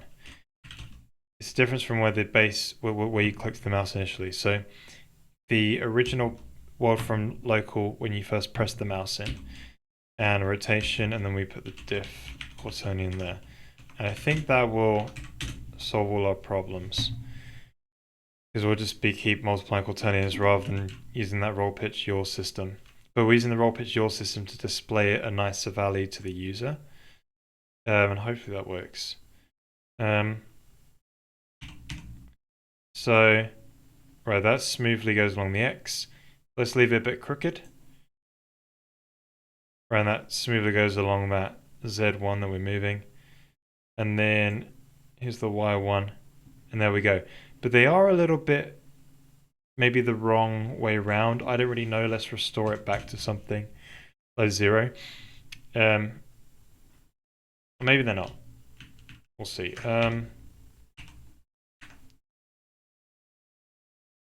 Right, so if I move this one's fine, right? Back and forward. I guess if I look the other way round, it's gonna be mirrored, but that's okay, I guess. Yeah, that's the right way around. Okay, but if I was to look at it this way around, yeah, it's gonna, which is okay. I'm not, you know, you just start dragging it and you go, oh, it's the wrong way around, and you just, right. So now that these values are not updating, well, the X one isn't at least. The Y one is there, and the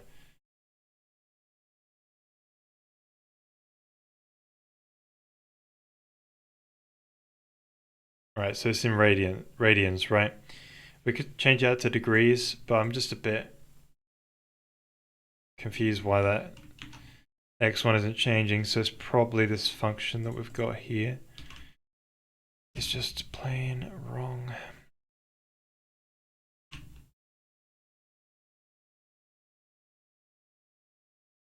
For some reason, it's just stuck on. We need to find one. Ah, there's one right here. Yoink. Assumes normalized quaternion. Aha. That's something that we did not do. We didn't normalize the quaternion. Probably a big issue. Hey, Glorissa. I'm doing good, thank you. Yeah, what I've been doing. Yeah, just been hanging around with family yesterday. Well, today was my mum's birthday, so we went to a. Yesterday we went out for a meal, which was cool. And managed to sneak some time in to do a little bit more programming on the encoder system. So now, I guess I can give an update on this. Basically, what I've done is I've made a test, that same test file that I've been using for the encoder system.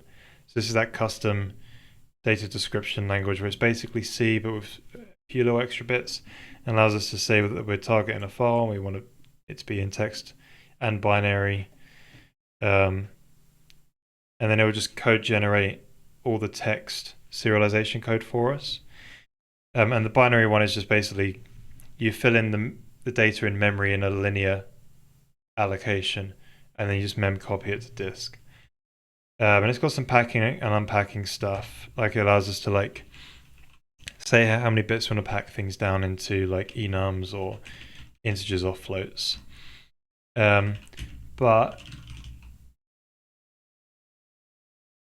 so what I've gone and done is I've made like 6 versions.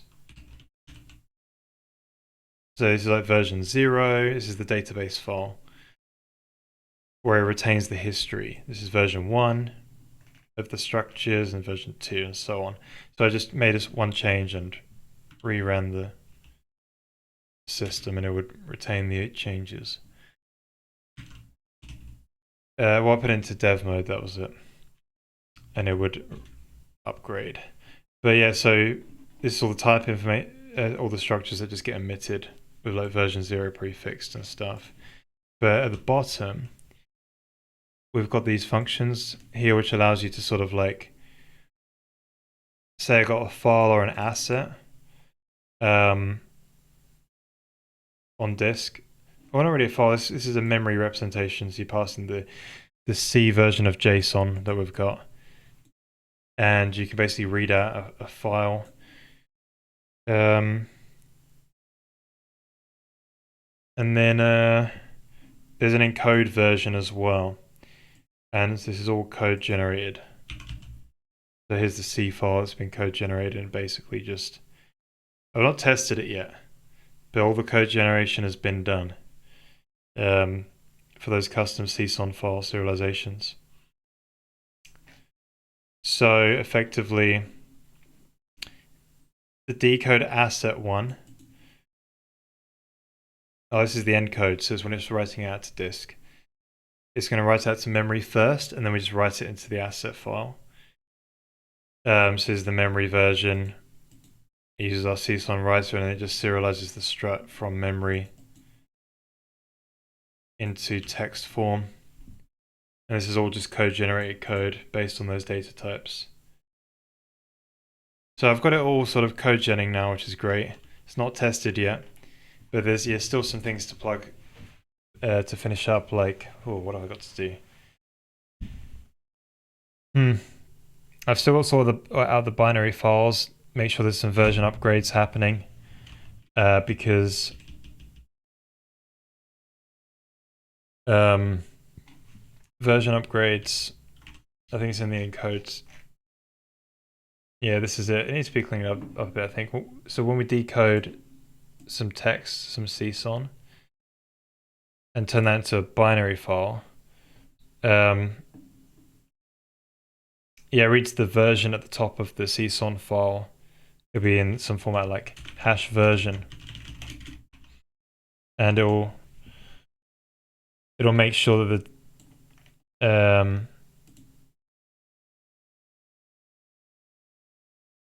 yeah, make sure that the data type hash matches, so you're not trying to load a CSON file with the wrong data types. And then it will switch on the version and load like version 0, and then perform the upgrades. So I think this needs to clean because we could probably do some fall through switch case stuff. But yeah, I need to do this for the binary file as well, because the binary file is just going to be a mem copy, or just really just a casting of casting the pointer. So there's no decode step except for when you're running the upgrade path. So yeah, it's coming towards the end now. It's been a lot of work off stream, but the encoder stuff is getting there in time for the material work. Yeah, it's looking alright. I'm liking the code that's been generated is going to be, we can follow, right? We can put a breakpoint down and see things at the type level. So yeah, there is like 4,000 lines being generated here, but this is because there's 6 versions, and in reality, maybe, yeah, I don't know. Maybe we could save some lines by joining some things up on the same line or something. I don't know. Actually, no, this is done on a separate line, so we can put a breakpoint down. But yeah. So that's pretty sweet. I'm excited about that one. But yeah, other than that, just been chilling, working out, eating food, living the life. That's about it. Hanging around with the boy, having fun. How about you? What have you been up to, Glorious? I wanted to ask, it was okay to have a header without include guards on purpose. I have a header and I declare a generic stack on different types. I just declare define stack T for int. Yep. Yeah. People do that all the time. Yeah, that's, I think there's one of these GNU array library, and it's like GNU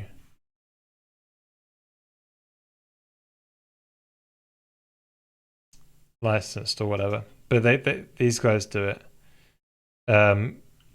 Yeah, where you're basically, it's a code generation thing, right? You're using hash defines to declare a few things, and then you're including a file, and it's going to paste those declarations on the end of things.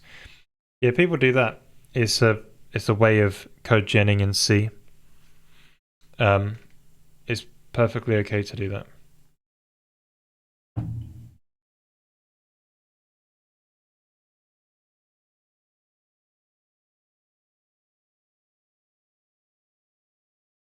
I wonder why my X rotation's not showing up.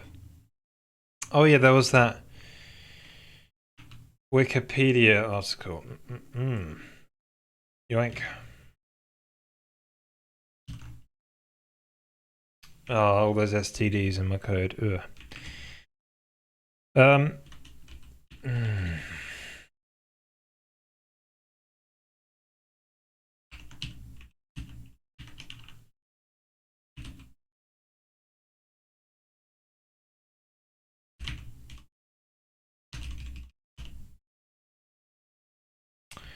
Guess I can keep that there. Put the .fs down though. I guess it doesn't matter because, well, it might do some int thing if the precedence is... Yeah, it probably doesn't considering how it's a float first. But let's just do it just in case.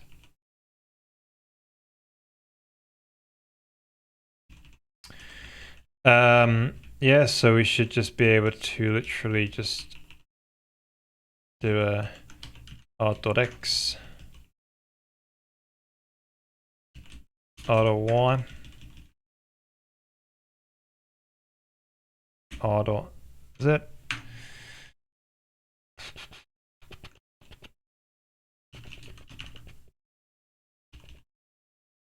Ah, square root, my friend.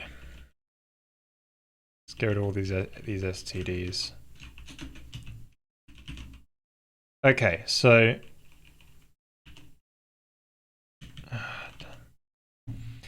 right.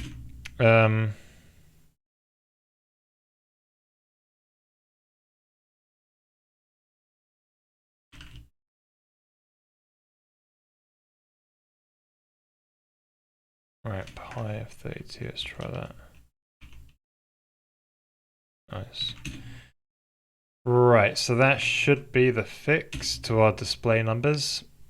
So they're in radians, right? So maybe we should switch them out for degrees, because, you know, degrees is kind of human readable. There you go, the X is working now, right? So that's all right. The Y seems to work. Yeah, you just want to see a value, right? So maybe radians is fine. You know, we could just do this where we just say angles equals degrees angles. And then we don't really need a sort of a... We could do just one. Oh, wait. We could just do one decimal place. We could keep 3 decimal places, maybe. Oh, I don't know.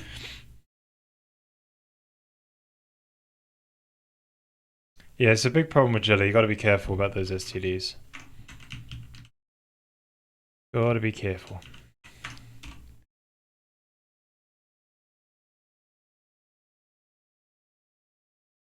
Yeah, then it just goes negative. You know, that does make sense. Does make sense. 180 then background. Yep.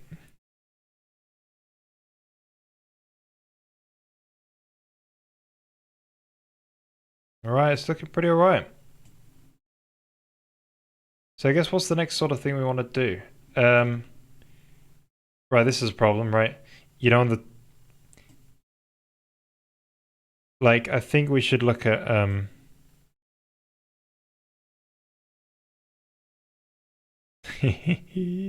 yeah, some of these gizmos shouldn't be rotated. And we might do the scaling thing as well. Like maybe keep it always the same size. Have we got Blender on here? No, I haven't updated my computer for a while, so what if, right, I can do this. Blender. Right, does it work? It's downloading, so we can take a look at it in a bit. Procrastinating a bit. Had a lovely conversation with Noah doing the Discord server about file reading. Maybe mind about how I want to do asset streaming. Cool. Time to implement it. Yeah, I didn't quite really understand what he was mentioning. It's also quite late when I read it. But it's quite specific about the Windows thing and how it does the yeah, how it can load the asset into RAM. I don't really fully get it. But yeah, it's interesting. For me right now, I'm just going to load the full asset into memory.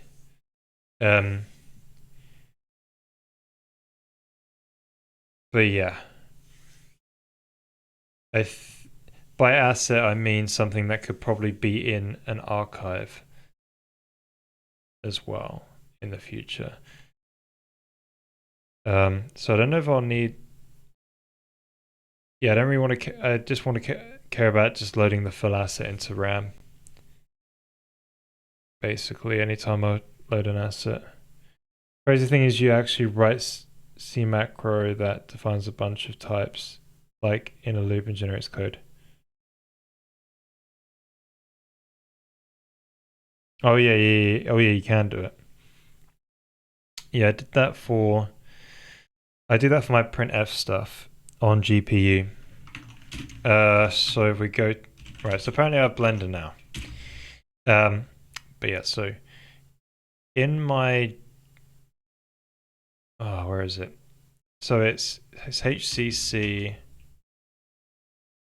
Which header file is it though? Hey, I think it's an HCC shader. Yeah, so I've got this metaprogramming stuff here. For all that for loopy goodness, and here's all the for each stuff, right? And you can basically repeat. This is all up on my GitHub, right? If anyone's interested. In stealing it for their right, HC intrinsics shader, it's in there.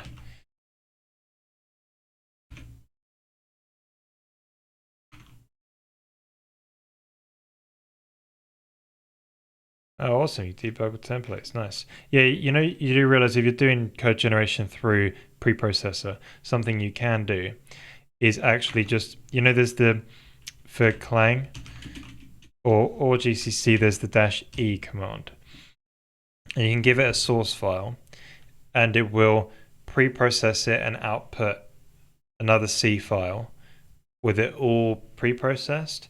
So something you could do if you wanted to is pre-process it and stick it out to a file if the code generation stuff doesn't change that much, and then that way you actually have a bit like what I've done with my encoder stuff is I've basically code generated a whole file with code that I can basically look over and put points down on things. So yeah, obviously though, if you're doing it for things like arrays, maybe it's not a good idea because you really want to be able to use it anywhere in the code. But yeah, just for future reference, really. But yeah, going back to that sort of for each stuff and how we really use it is yeah, so it's like for each thing. So basically I've got a printf thing in shaders, and the way it works is we just write out to a buffer on the GPU. So unfortunately it has to be implemented with a macro. It's just pretty crazy, but we go over. So it's hprintf passing the buffer, then the format string, and then all of the arguments afterwards. And effectively, we see if we can fit it all in the buffer, and if we can, we carry on. And this internal print is going to take that. So I think it encodes the string in there. Yeah, it encodes the string in the buffer. Because in my compiler, I can take a string and output an array of 4-byte words from a string. It's got an intrinsic for that. I think I made it a built-in. Yeah, I made it a built-in intrinsic where I can take in a string type, put an index into a buffer, and it basically just encodes 4 bytes. A string round up to the nearest 4 bytes into a buffer. And then it will like basically do that for each macro thing for every argument. And then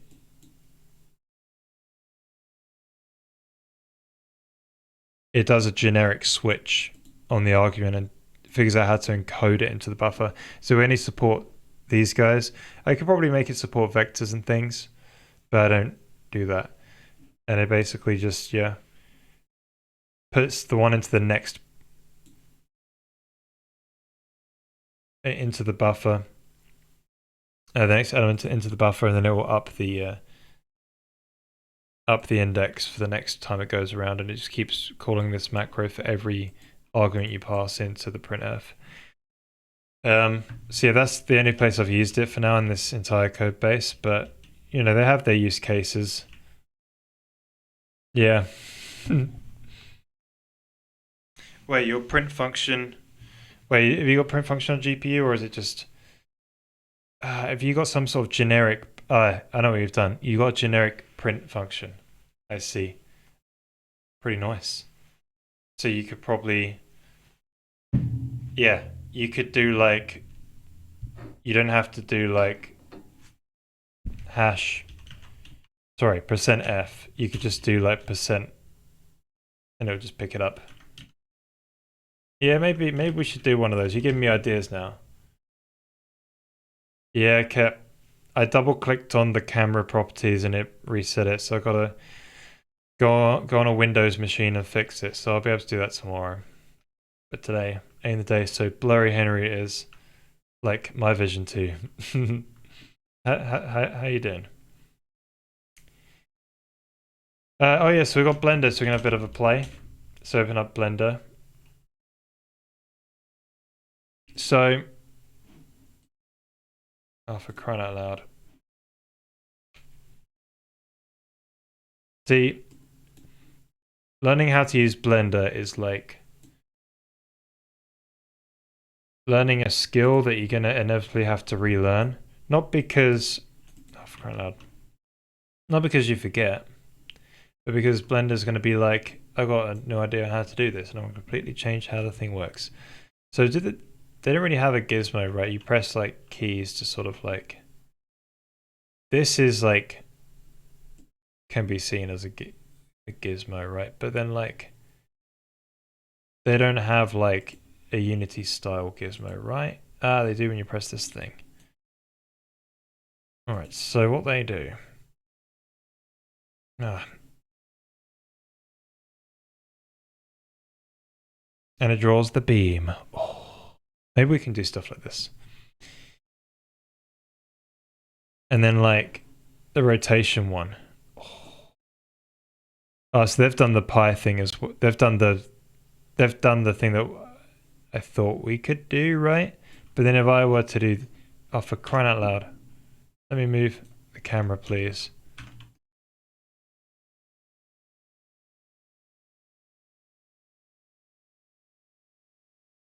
Right, it does kind of work out all right. But if you did it outside of the thing, ah. But why does it work?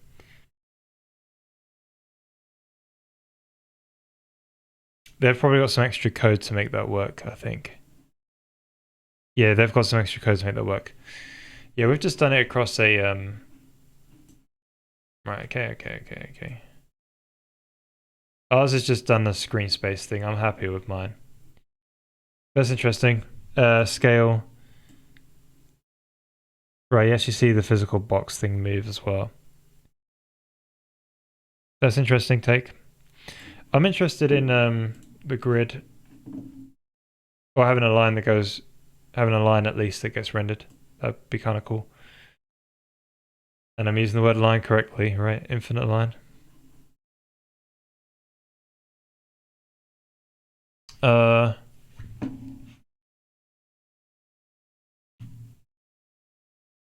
Doing alright. Going to dining table. Nice. Very cool.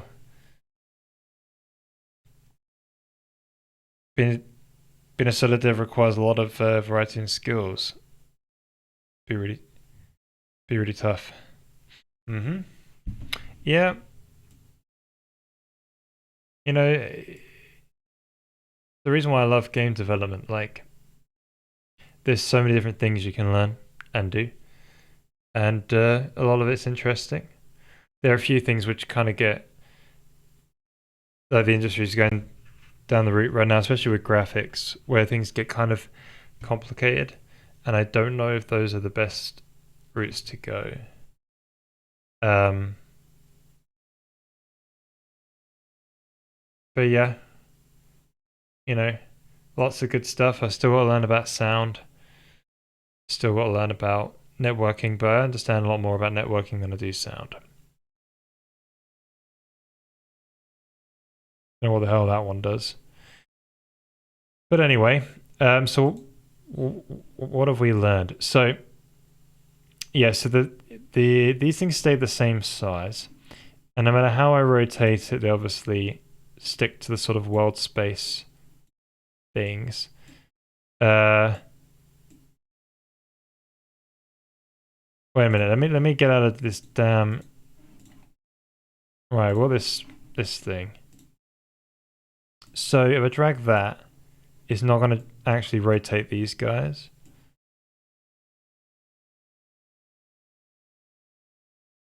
Okay, that does make sense, I think. So we need to not actually apply any rotation. They simply sit at the basis positions. So, and then it doesn't actually scale, right? That's another thing. And they draw these lines. So let's do the, let's sort out the rendering from the point of view of like not actually moving stuff and maybe keeping it the same. The correct size. How would we do it though? At the same size. See, based on perspective, it's obviously changing, right? You're seeing that one. Go higher. So this one's not really. You know, you could just draw them in screen space, and then it's because this is like responding to the projection, and it's not really. They're not really the same size.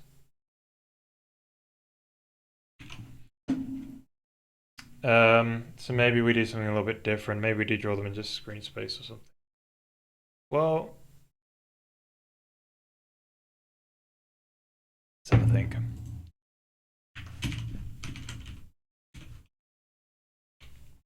Alright, so this is the drawing code.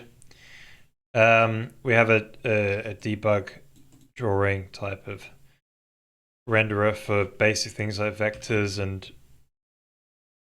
and boxes and planes and toruses and ellipsoids, and we have screen space ones too. We can do this from the graphics code, the editor code, and the GPU code. So we're just basically using those. And then there's a shader which does the rendering. It's just ray traced objects. So effectively, if we want them to stay the same size, it means that in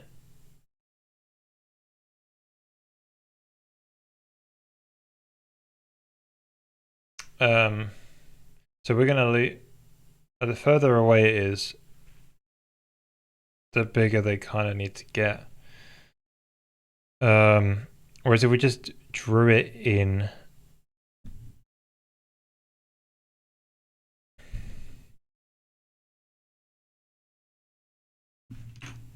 see, I wonder how that.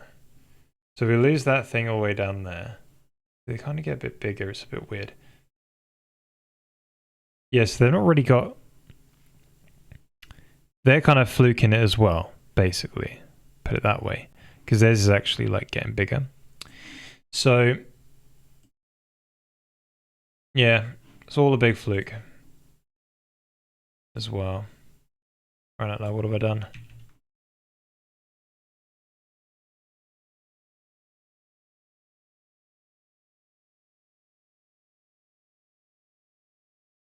Or maybe some of it's on purpose.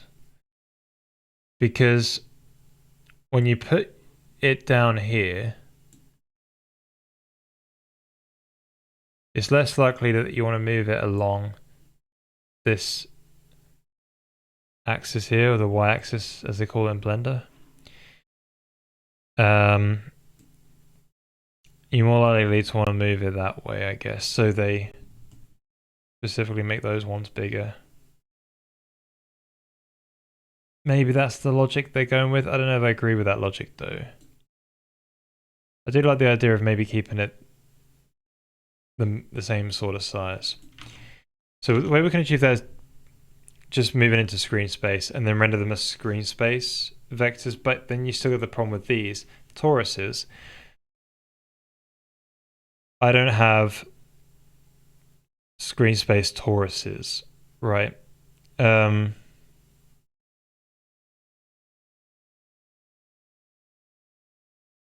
The problem is we're doing perspective rendering as well. Maybe we just do. Oh no, but you can't. You can't mix orthographic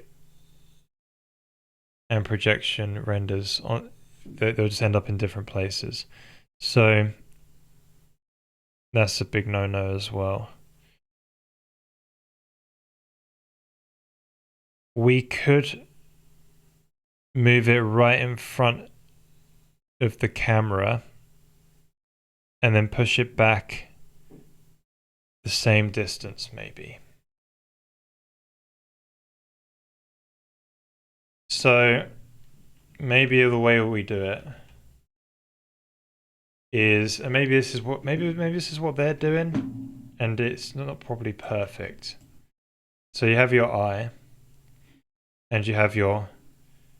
So this is your render target here, right? And then your view goes like that. You have your object. Rather than drawing the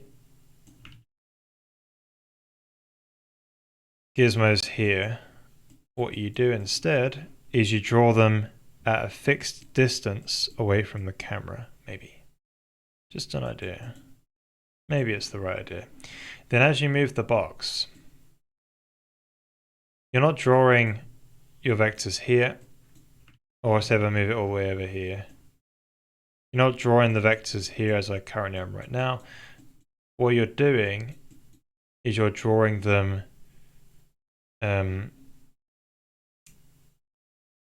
still technically over the same kind of pixels on the screen, but you're drawing them just sort of like in front. At the same sort of distance. And I think that's quite obtainable. And then that way, yeah, I think that's quite good. Maybe. We'll find out. We've got to be careful though. Yeah, so we're not doing Z testing, obviously. Because if it is Z testing, then things will go in front and stuff like that. So maybe you'll be sometimes behind the object, sometimes in front of the object, depending on how close you are to the camera. Or the distance of it will be. Here's my basic generic stack header. It could be made better, of course, but nice. Let's take a gander.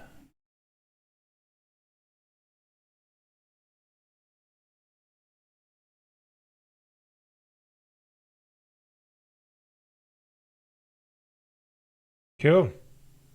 Yeah, that'd be great. It's a good API.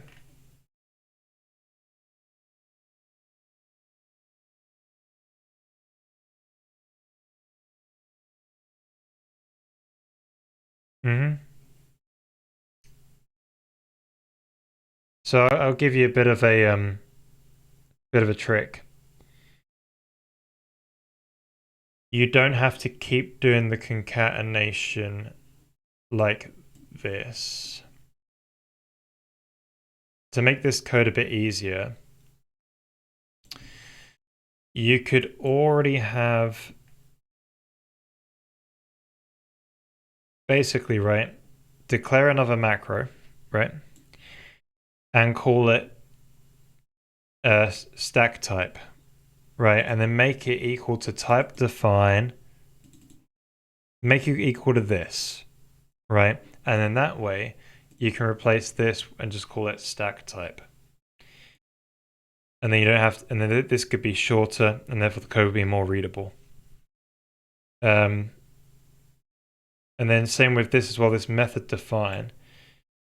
Why do you pass in stack t type? Why didn't you instead get rid of that and just have that automatically passed in there, you know what I mean? And that way it's just a lot easier to read what's going on. There's just some suggestions, but that's cool. It's great.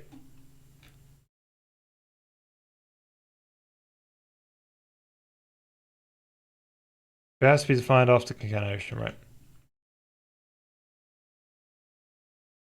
No, it can be defined in any order, but it has to be used after concatenation. You can technically define it before, but the way macros work is that when you use them, it checks all of the macros that you've declared up to this point. So if you declare them after the usage, it doesn't work. No worries.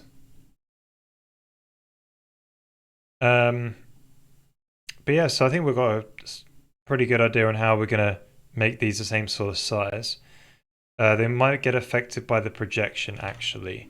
I think it's going to end up very similar to how blenders will work out, where it is going to shorten like this. I think they've done the same solution. But yeah, we can sort this out. So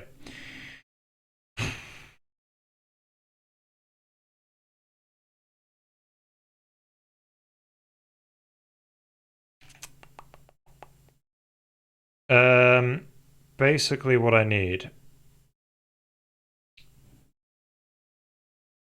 is to work out that.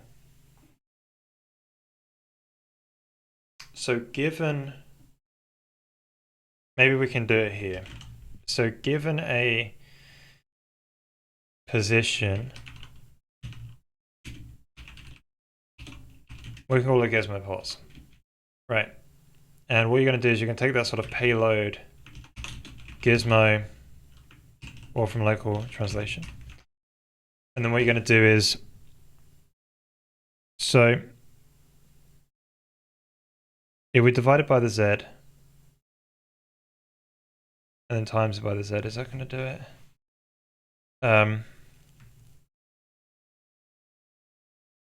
Or we want to say sort of like your preferred or your Gizmo distance from the camera. And maybe we'll say, hey, it's at 30. So I think maybe you want to say, so you say,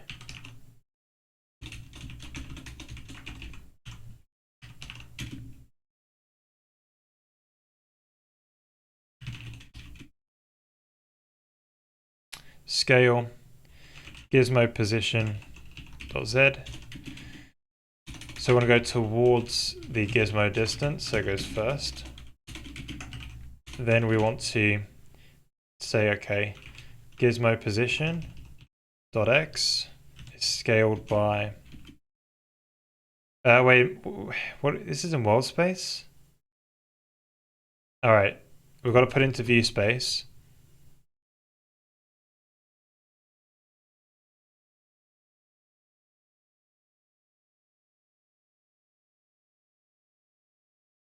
And then put it back into yeah,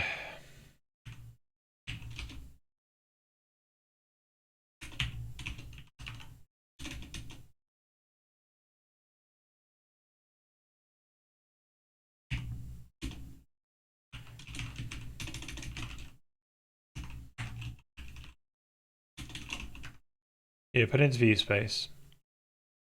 And then the final one would be Gizmo pause, put it back into world space afterwards, I think. That's what it does at the end.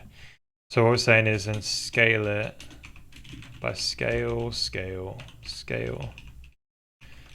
And then Z, I guess we can just multiply by the scale as well. So maybe you can just shorthand that to mol s Gizmo pause scale, I think. That should be right. So now when we render these X, Y, Zs, I'm just going to use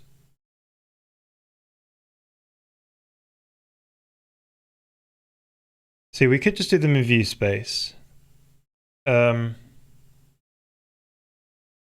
Anyway, let's just try it out.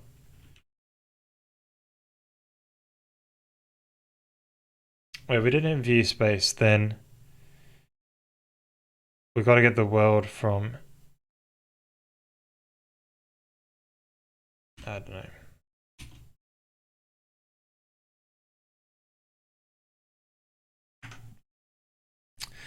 We'll have to get the basis vectors in view space. We've got these sort of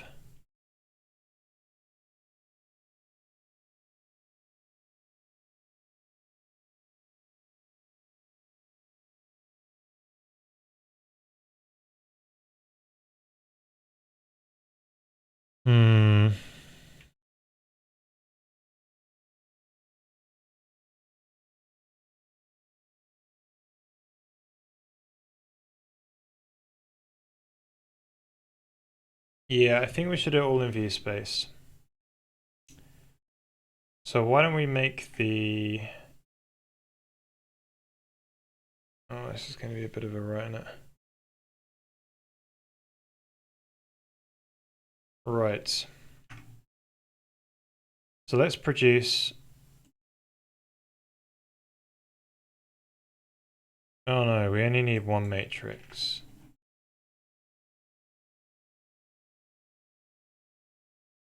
Right, let's keep it in. So if we did a view space vector,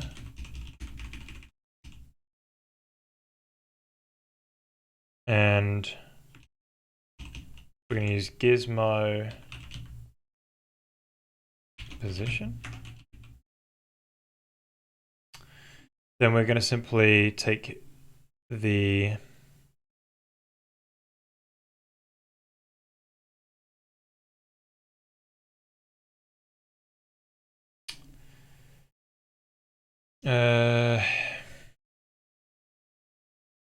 take the basis vectors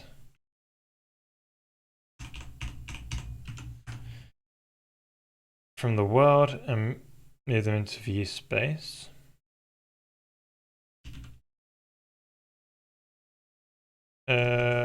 Matrix. Then we're going to, so that means well, we'll leave that. Okay, so we're using these sort of UX. Yeah, we're using them here as well for these planes. So we've got those sort of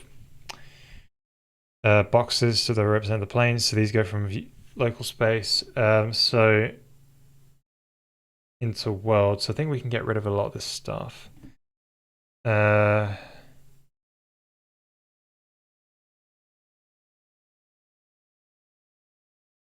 Right, we could definitely take an identity matrix.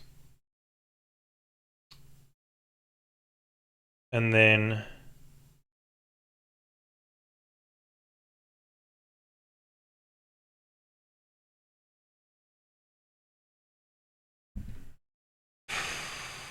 there's a bit of translation we need.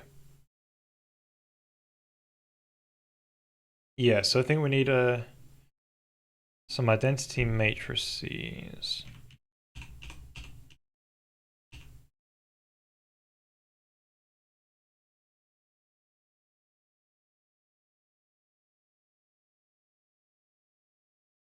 Okay, so identity matrix 3D. Let's make it a matrix and not transform.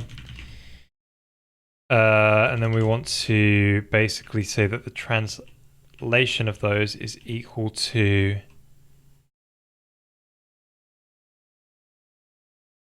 whatever the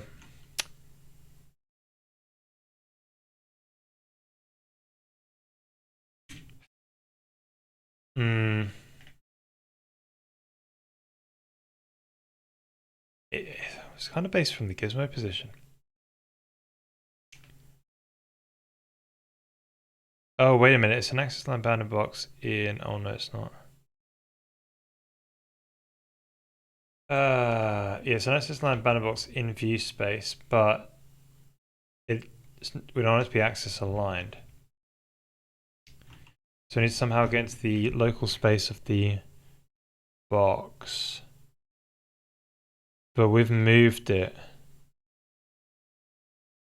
So we need to put the gizmo position back into world space. Then apply those offsets along the basis vectors. And then those would be the positions. Yeah, so we need the... Right, so let's get this in there. So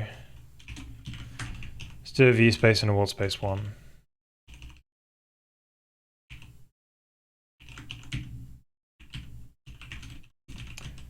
Gizmo position.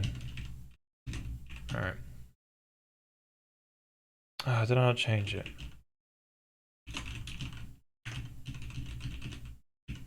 Cool. So let's do a world space one as well.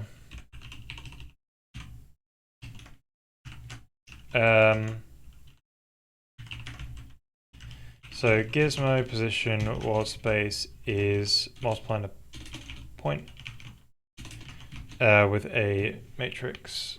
Oh wait, sorry. Matrix 3D. This time using the other way around, so it's world from view, and then we're going to do a gizmo position in view space. So that is useful for these plane things we're drawing. So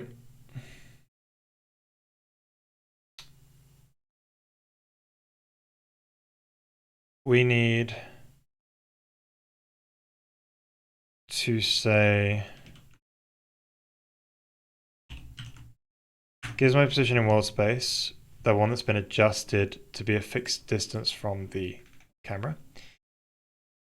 Plus, so the problem is with these UXs and that these are in world space. So, sorry, in view space. They came from world space. So, what's great about it is,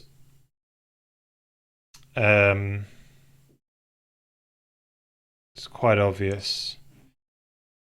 So what you're saying is 1x plus 1y. Then you're halving it. Then you're right. So basically, what we're saying is it's a constant, right? So it's quite easy to work this out. So let's just say 0.0f, 0.0f, 0.0f. So we only did 5 because the vectors were unit length. So we wanted to go half across the vector, right? So x, y, half of those, y, z, and then z, x. So that's been simplified there, which is cool. Then this produces the actual view from local for the boxes that we're trying to debug draw. So we multiply the view from world with the world from local and get the combined matrices there. And this is a bunch of like color and scale code to make it animate and look nice.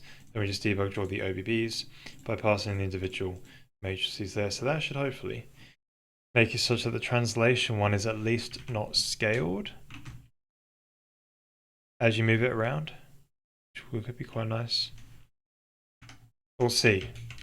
I'm sure there's something wrong. Right, it's a bit small though, but it's kind of doing what we want. It's staying a fixed size, although it's kind of responding a bit weird. So let's make it a bit bigger. Let's make it a fixed distance of 10.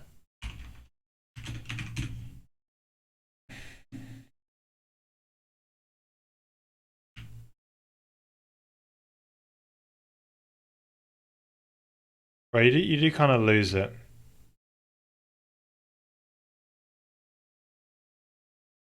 I guess that's when it goes behind you.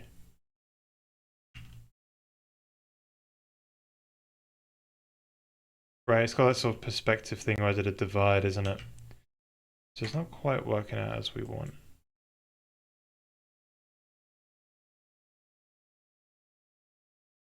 Very strange, that's for sure, how it's behaving.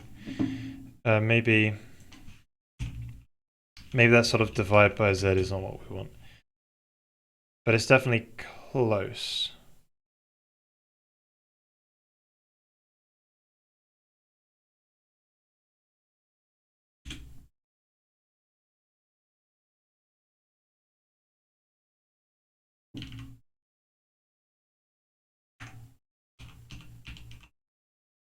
Right, so it's still the same sort of size as I move closer to it. See, that's kind of the problem keeping it this. Oh, wait.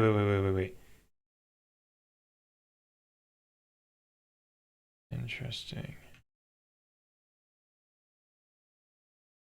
It's kind of moving with the camera though. Kind of feeling, isn't it?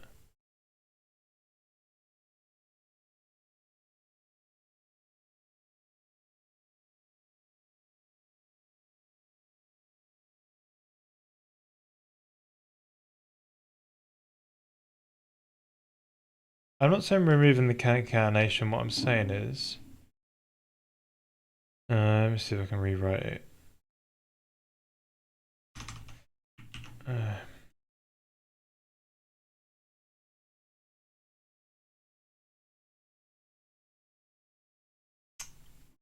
Right. So what I'm saying is, let me copy paste it.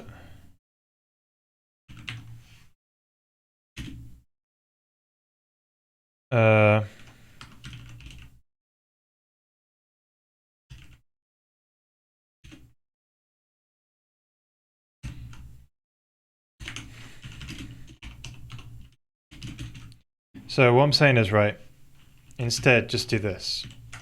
It always makes it a bit cleaner. Just call that stack type, or however you want to name it. Type define stack t type. So that's the one that the user declares, right? And then internally you're just doing this. Bear in mind you do want to make sure you undef it at the bottom, obviously. And then anytime where you do this, you can now just do this instead, right? And it's just much more simplified when reading out loud. Yeah, and you do that for most things. See this method define? Get rid of that. Useless information. Just is a bit much, right? And instead, you now just put it in here explicitly, right? And you can, if you need something where it does take in that, you can have another version. But for the most part, this is now just a little bit easier to digest. And when people want to dig into the macros, they can do that. You know what I mean? But yeah, that will help readability, I think. Does that make sense, Rust compiler? Change back. Yeah. Okay, so maybe there's a problem with that divide by. Let's see how Blender works a bit. So I was to sort of like.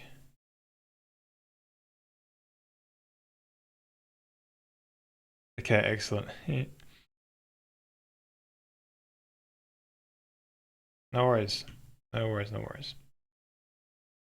Right, so as I zoom in, it stays.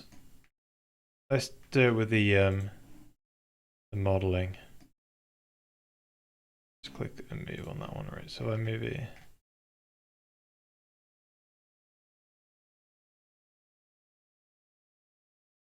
Yeah, the way they've done it is like. So it doesn't have that weird sort of. Wait, what view is this? Is this a. This is perspective view, isn't it? Yeah, it's perspective view. Cool. Yes, the way they do that, it'd be nice to be able to do the same thing where it. Well, I'm literally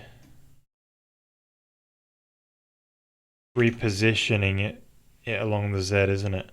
To try and keep it that same sort of distance. But But I don't know if that, or clearly it's not kind of working, is it? Let's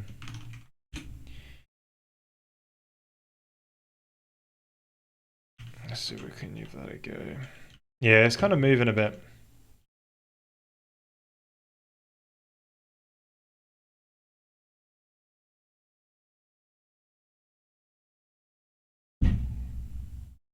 Maybe I should divide.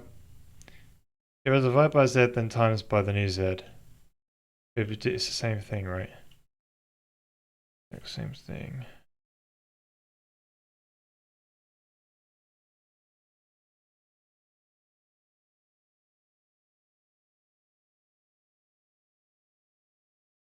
It's not staying in the exact same place.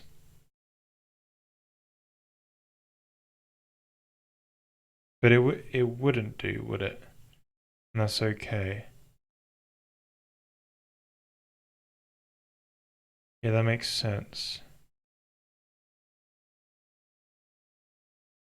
Yeah. Maybe this is fine.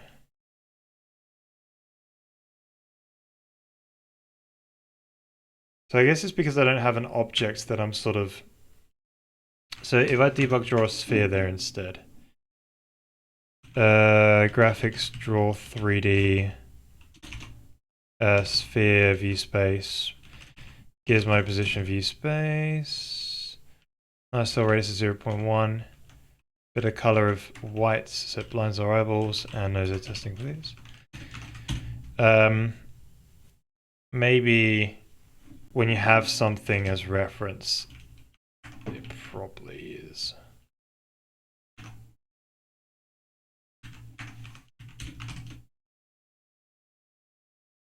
Your version does maintain its size. I think three off is that you don't have any geometry close to it, so you don't respond to the perspective that helps you ground the gizmo.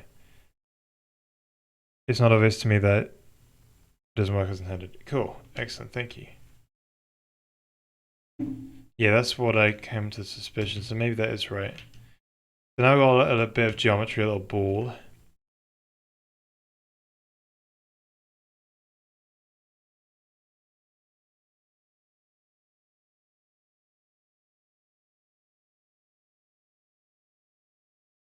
My brain, I think it is probably looking right, but it does probably stay the same size, but you're not seeing it go across a line. So this is why they probably put a line down. Oh, for crying out loud. Yeah, this fixed size thing is just, it does play with your eyes. It is probably fine. It is probably working out right.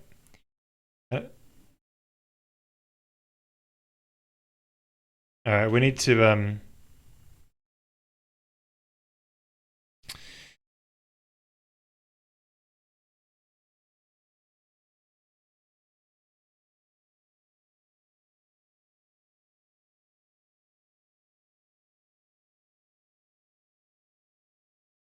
yes, it's now behind the camera, isn't it?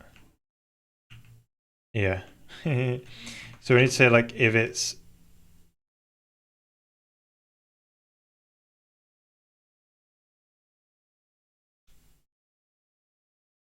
yeah, it's probably all right. We need to draw some extra things, I think. Yeah. So we need to, for some reason, we do this. It will then maybe, I don't know what goes on with this. It's not the drawing code, it's probably something to do with this scale code, like.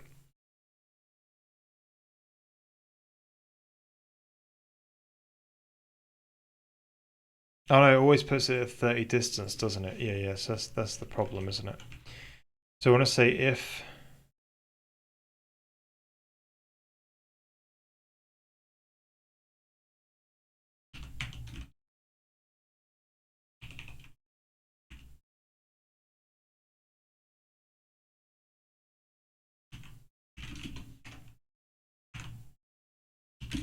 positive,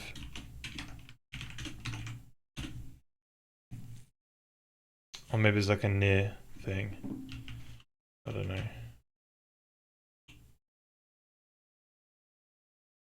Yeah, so now it doesn't show up behind the camera.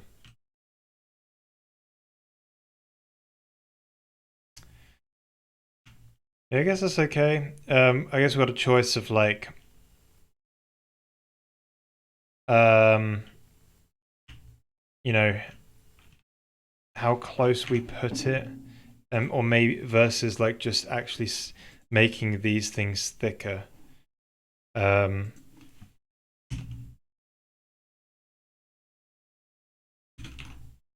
oh, shoot. But yeah, I think we're pretty close. We should definitely render some lines. Maybe we should do that next rather than doing the other ones. But yeah, so now it's always this big.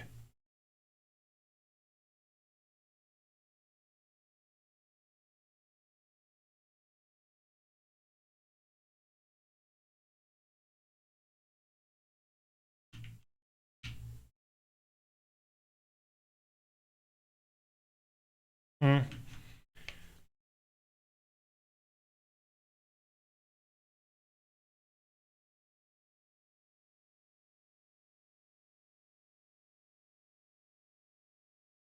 It's kind of a bit big, to be fair. Maybe make it a bit further away. I probably should make them a bit thicker versus actually just being.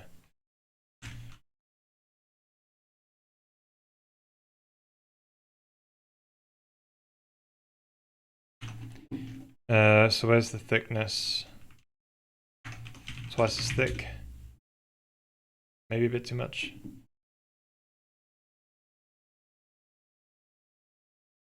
Big boys.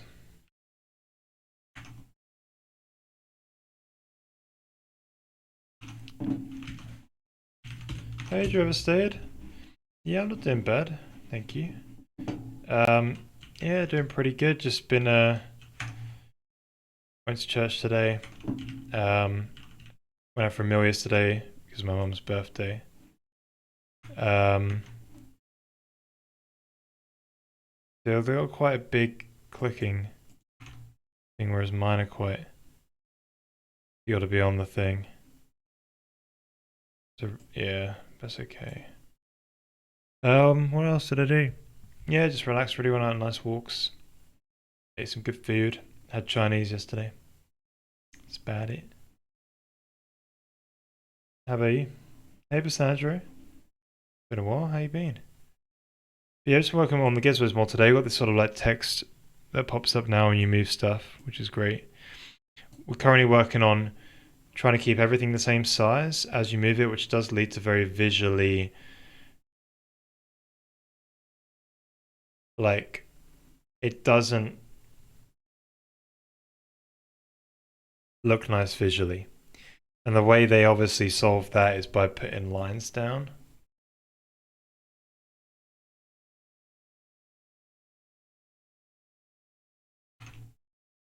You know, if I was to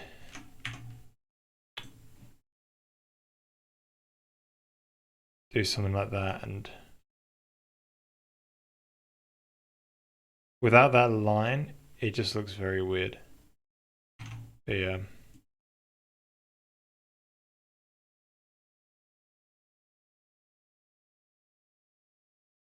I don't know if I like it, to be honest.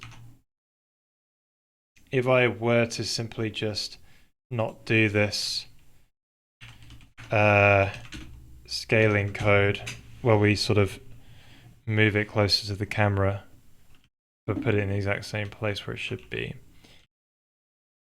or we get something which is a little bit, yeah, this just feels more natural, right?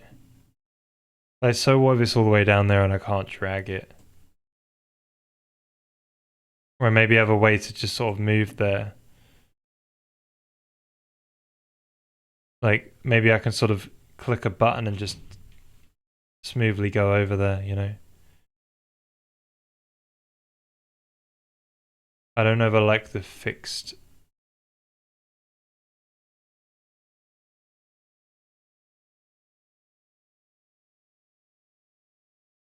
Yeah, I think I'm going to stick with this, actually. I'll see how I feel about it in the future. But I like these. We'll still draw the lines, though. Lines are useful. I'm okay. A bit lonely without the missus. She went to visit her parents for a couple of weeks, trying to code away my sadness.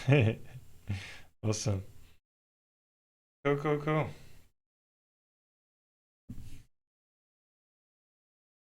So I guess you just didn't feel like going.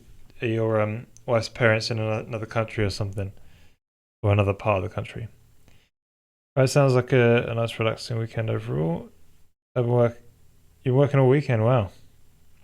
Yeah, I'm taking Monday and Tuesday off due to the move. Sweet. Ah, so you're trading. Right. Nice. Yes, you're not impacting your holiday. Sweet. That's cool. 7 day work week this week then. Oh, it must have been long. But yeah, awesome. Moving soon. That's pretty nice.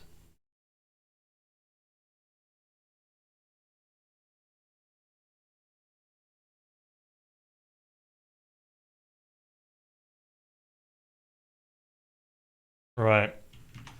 Okay. Yeah, I'm not a fan of that view space thing, to be honest.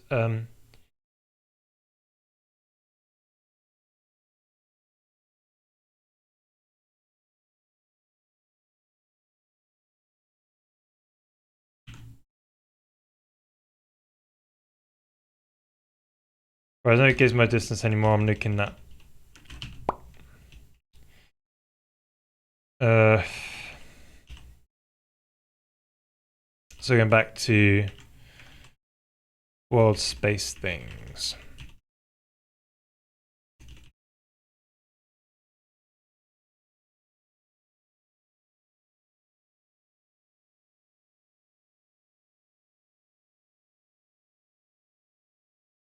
Uh these can just be hard coded, right?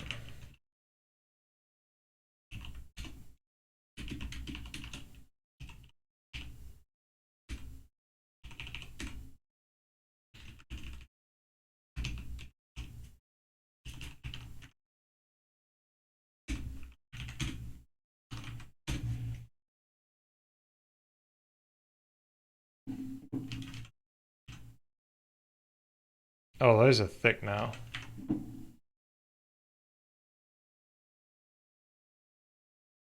Thick boys. Yeah, I just like it scaling. It just feels like you can really see what's going on a lot more. We'll get the lines in a sec though.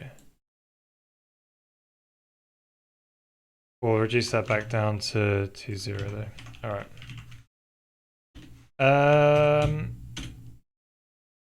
Right, so I think we'll finish up on the rest so they don't mess up, and then we'll draw some lovely little lines to sort of help guide with what is going on and just make just nice finishing touches. Um,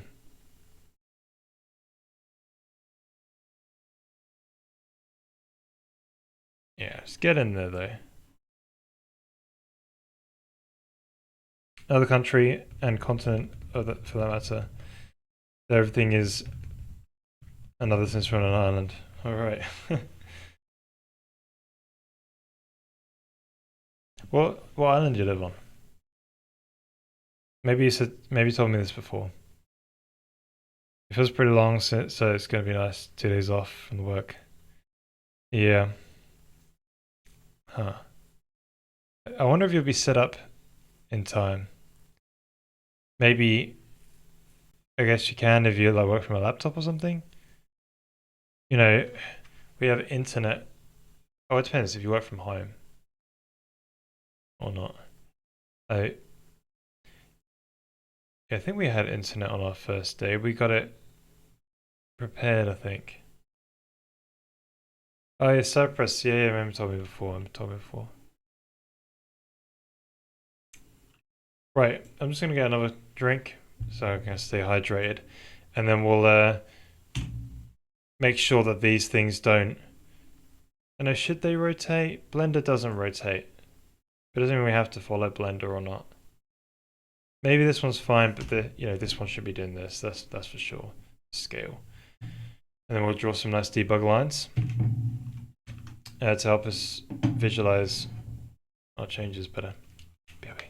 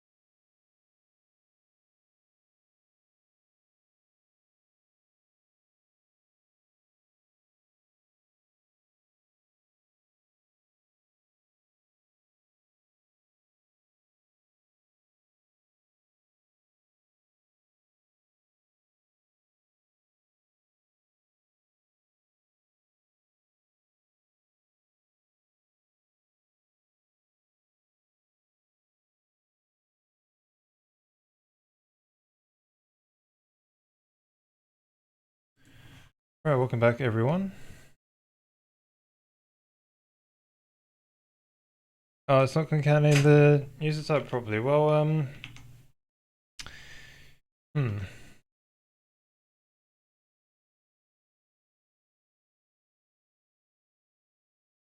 yeah. Right, let me... right, it's because you need to do this.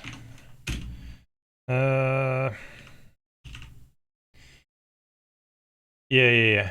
What you need to do is this.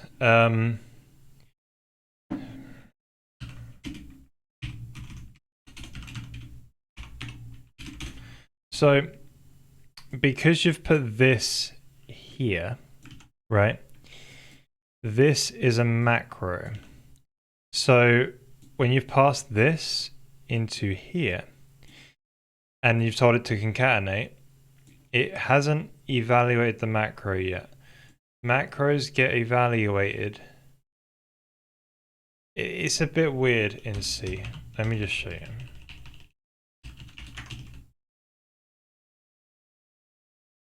So if you do another level of it indirection, X, Y, Z, when you call this one here, or call it when you use this macro here, and it replaces this with this, with these bits filled into here, it will then run over these and expand any other macros, right? So it will expand.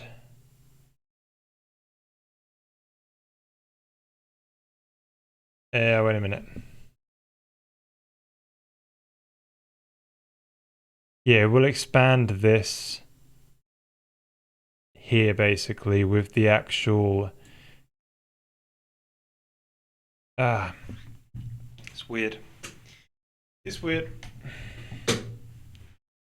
But I can't describe it exactly, but effectively you need another level of indirection. I can't describe the exact order, I forget it. But yeah, that's the solution to your problem. Add a level of indirection, and then it will not just use this in the concat name, it will actually evaluate it. How would I make a macro that would include the user type name into the actual function name? Yeah, as I just told you, indirection. Yeah. That'll do it.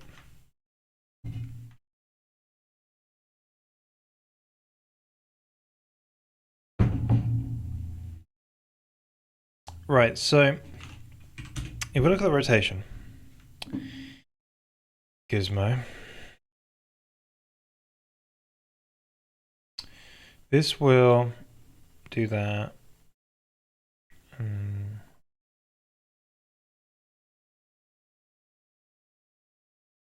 Yeah, I'm happy with that one. So that's completely fine. It's just the scale's the problem. So scale uses the view space. Why does it use view space? Is it because I only have a view space version? Right. Okay.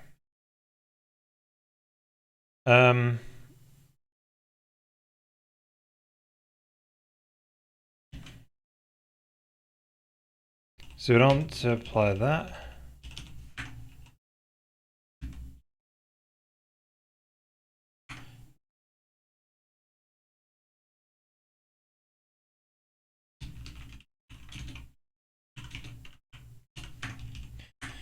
Gizmo pulls wild space into view space, and I think that should be the fix.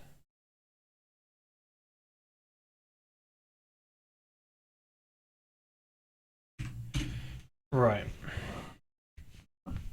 Oh, the problem is the toruses were getting scaled, weren't they? That's another problem. Yes, if I was to rotate, now that wouldn't have rotated this, which is good. But a problem which happens is this.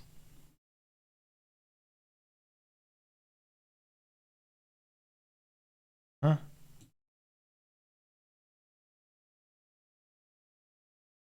Oh shoot, that's going on the wrong axes.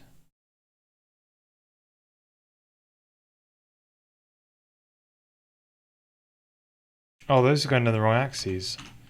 So that's the input code in the editor.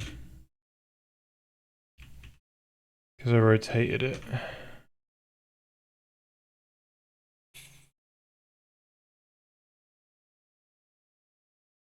Um,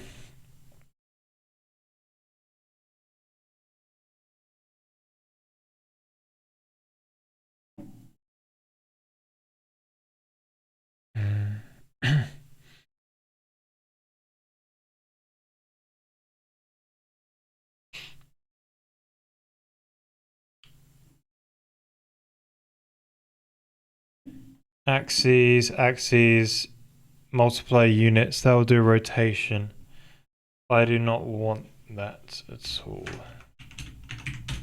anymore. That's causing me problems with the Z when I rotate it like that. That Z wasn't okay. It's working as correct now. So if we go down the Z, it will up the Z value. Then if we go back to the rotation, it's going to be weird like this, and that's something we need to fix. But yeah, this still works out fine. So in the rendering for the rotation, we don't want scale. So world from local, what you want is actually identity with the translation only. No, you want the rotation, but not the scale. So you want unit scale, I think.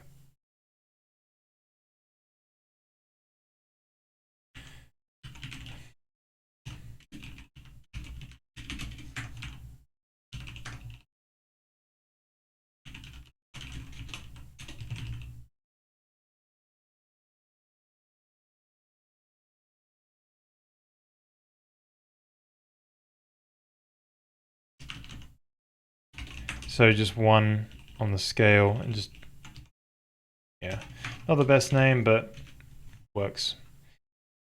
So now it shouldn't be, when we draw that rotation, it shouldn't be applying the scale to it, but it will apply the rotation.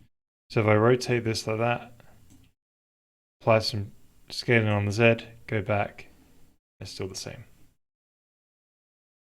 Cool, so I think that's all for the rendering side of things, for the gizmos themselves. Now I do want to add some extra guidelines, rendering and stuff like this, just to make things a little bit nicer. But we're getting there, like we got, numbers and stuff showing up, and so we're basically there. So anything else that we do here today is just icing on the cake, I think. And then C macros have always been unintuitive to me. Yeah, you learn them. The worst things about C are arrays, like array declaration syntax and macros. But once you understand to basically use them in a bare minimum way, then the rest of the language is great. An idea on how entities will work in the game? Feel free not to answer if you get a bit off topic. So I've made a entity system. It's kind of like a DoD entity system because my plan is to have tons of entities in the game that are all simulated at the same time. So I made a entity code generator where you basically declare your entities in a entity layout file, just a custom one where you put your properties in there, and then you declare your archetypes, which are basically structures. So you just put your properties in there, and then it will code generate. And it's basically codes generate an ECS system, and we can get it to code gen whatever we want. If we need some stuff to help us for UI, we can get it to code generate UI if we wanted to. And it will probably code generate stuff so we can serialize it out to disk as well, using the encoder system that we've built, which is also another code generator. So be a code generator feeding another code generator probably. But yeah, it's just a way of declaring some archetypes. We haven't actually used it yet. We've just written it out, but it will be used when we are doing editors and things.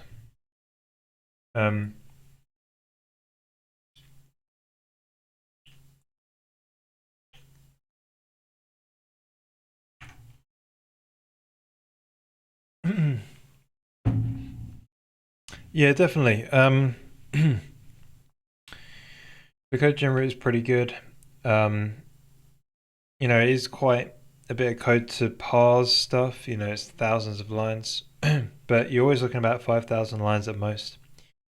But when you do it, the benefit of code generation is the ability to change stuff and making edits quick. So that's gonna be the benefit here. But I'm trying not to obviously code generate too many. My laptop turned off. Yeah, I'm not trying to make sure that we don't code generate too much. So it's all because if not, my compile times just get worse. So it's all about just being aware of what we actually need and not to overdo it. So yeah, it's just an archetype-based entity component system. So each archetype has a pool of components, and it's grid-based. So if you see in the game, actually, what we have is some entities here, and these white boxes represent a region. Entities, so you have pools of archetypes where their components are linear in memory, right? And within each region, all of the entities sit next to each other in memory. So as the entities move through the world, they will get mem copied over into the new regions.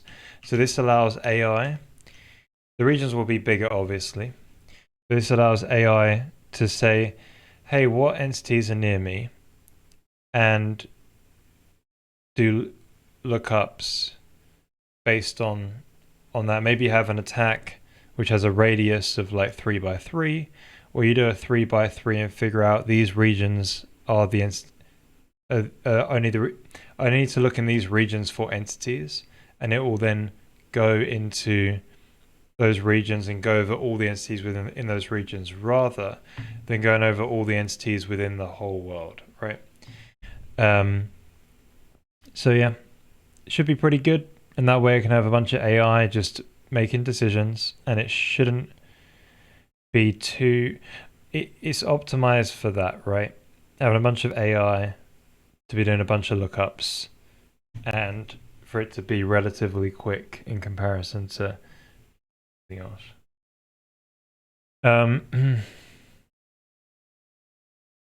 From a gamer, when the hybrid ECS were with potency updates which favor parallelism over cache coherency.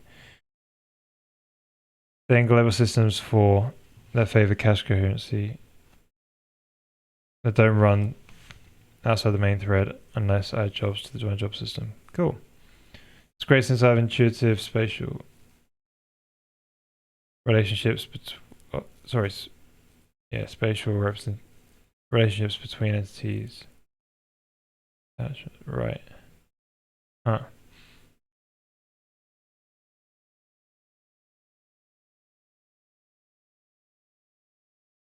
I see, right. Yeah, I'm yet to figure out how I want to do this with the job system, but I got some ideas. But yeah, I think we can do some good stuff like saying, hey, the biggest lookup an entity could do is the size of a region, and you could probably parallelize everything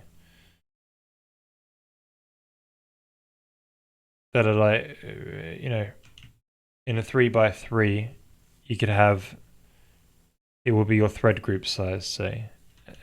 What's the way of saying it? That's a bad way of saying it. In a 3 by 3, those will not run at the same time. Maybe something like that. I don't know. But yeah, I'm yet to. It's kind of obviously an optimization if it ever becomes a problem. We'll see how it goes. But yeah, it's an ECS thing.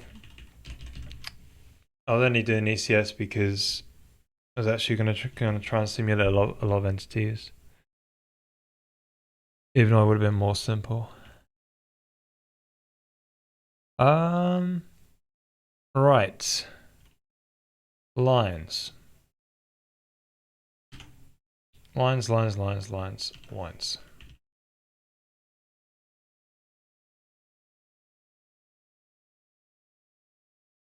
So I could draw maybe like, thing is if I do oh wait, I've already got a reverse cylinder. But then,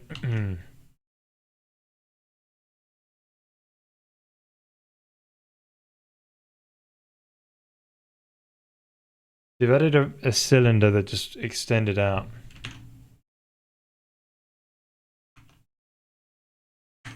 Yeah, so, sorry, not cylinder, a capsule.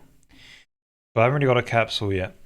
Problem with the capsule though is CACB. They could probably be.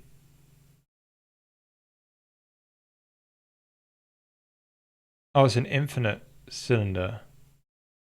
What you want in it?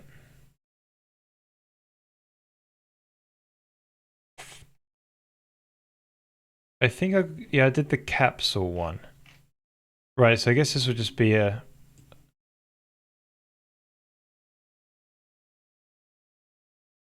There's a capped cylinder.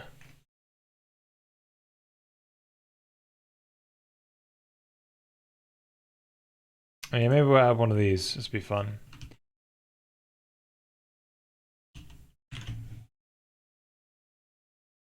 So radius. I'm a bit confused.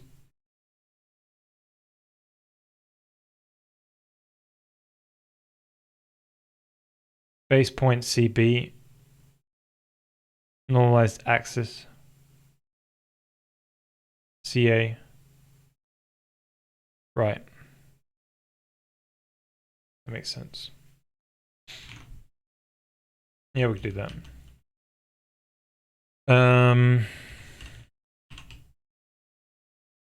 Draw 3D. So you do this in world space. We're doing world space for now. Oh, we did both of them.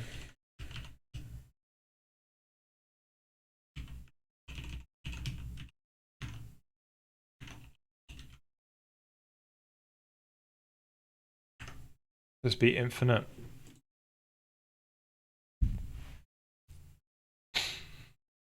I could probably call it a line, but then I don't know. So it's gonna have a position, a direction, and then a color. Kind of like the plane in a way.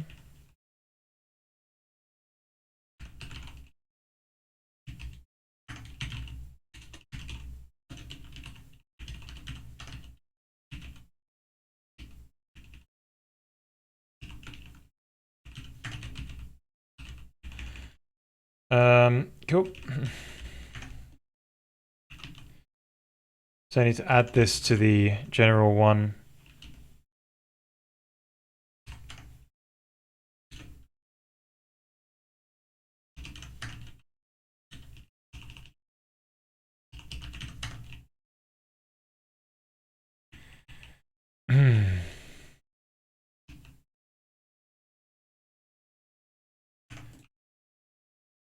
So that's cylinder.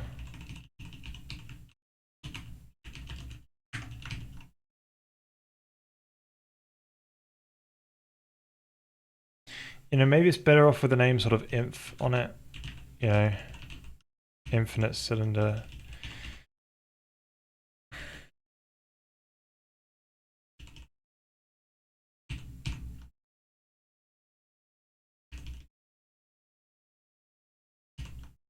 So if we go to draw 3D dot C or draw.c, we'll find the plane ones. It just adds it to a buffer of words. That way it can be an untyped buffer. So for plane. Oh, cylinder inf.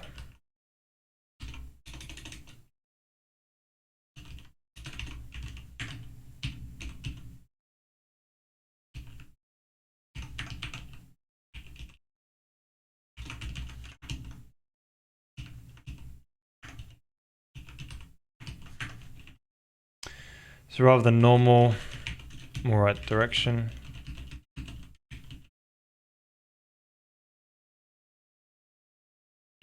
Cool. So the world space one moves into view space and then encodes it in, so it's only got view space inside the words buffer.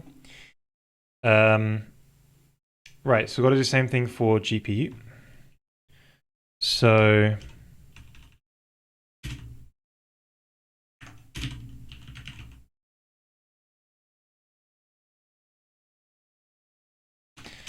in the GPU side of things,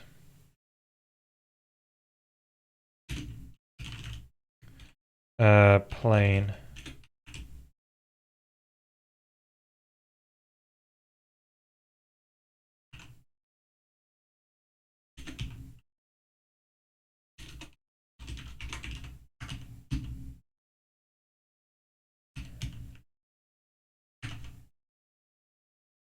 Then replace the word normal with direction.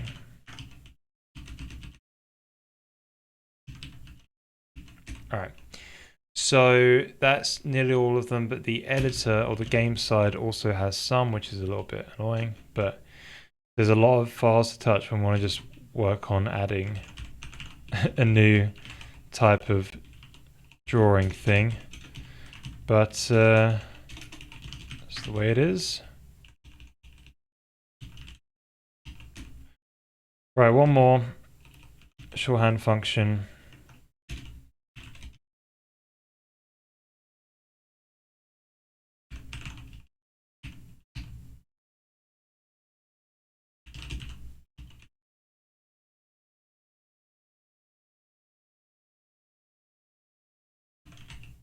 I call it cylinder and not cylinder inf.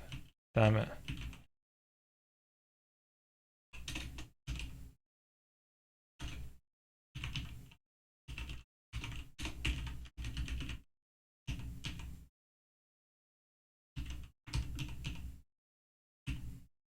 Cool. Right, so now in the ray tracer, we'll do a plane. We just copy paste the plane and then do it for the so ray traces per pixel, nothing special. Needs to be optimized in the future, or we bin it per tile, but we just go over all of the words in the buffer and just decode them and do a ray verse, whatever. So this be a ray verse infinite cylinder, which we'll work out in a sec. Does it in view space.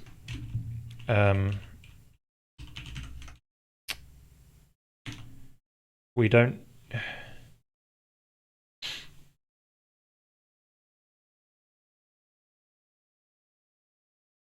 We don't really have a normal though. How do we get a normal?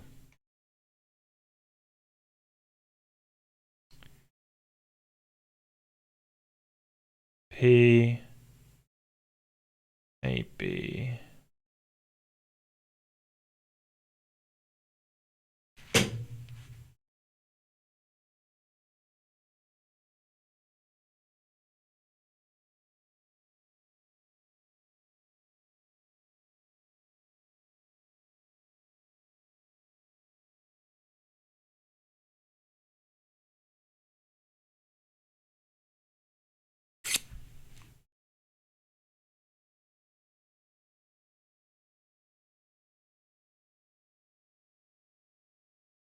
Realtix recountable transforms properly without breaking my brain.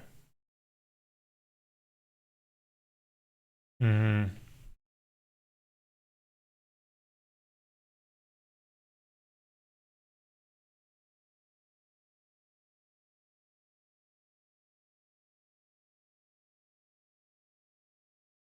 Yeah, there is a non-infinite one, but I want an infinite one.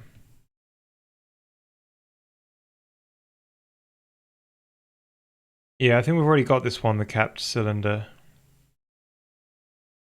I've already got that in the code base. My concern is how do we get the normal?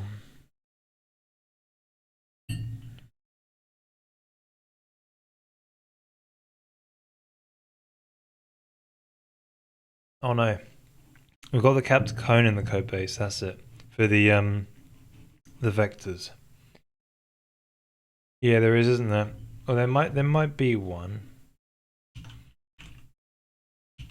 It's not, maybe it's just not linked to it.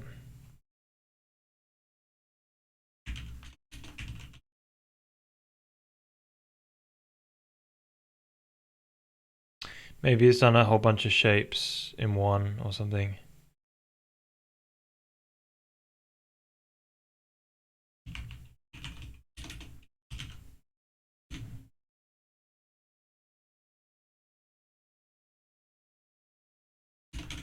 Wait, why am I using Shader Toy to search? It's the worst search ever.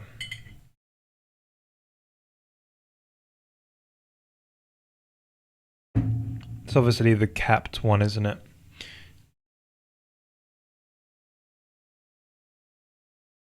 Specialized to the y-axis? No. You see, I wonder if we could See, surely it's quite easy, right? Because the normal is wait. So the way the pattern works is based on the UV, which you probably get from the normal. So maybe it's just like, yeah, you get the normal and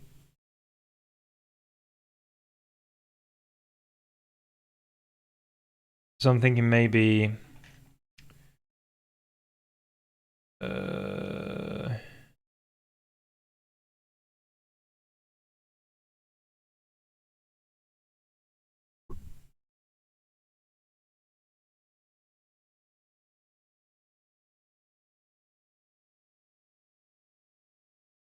0 to A, point to B.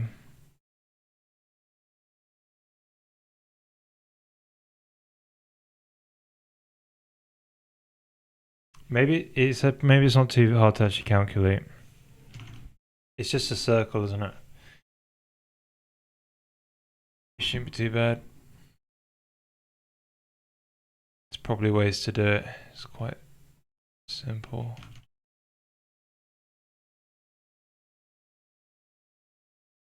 We could probably, yeah. Right. I got some ideas.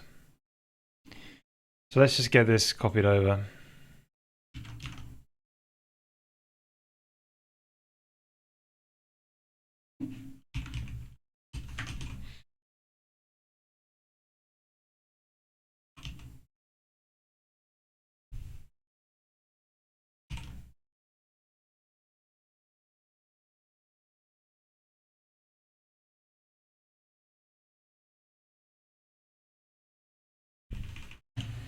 Um,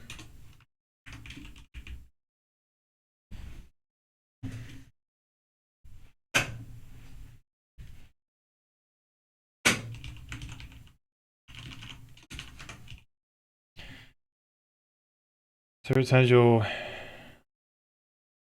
the two hits or something. Ray 3D verse cylinder infinite.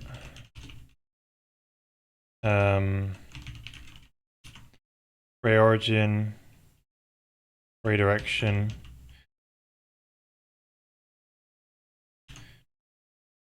So what's interesting is that it declares B being the base point. Typically, they don't do this sort of base point thing, and the object sits in the center of the at 0, 0 origin, right? But they've done a subtraction here, which is interesting.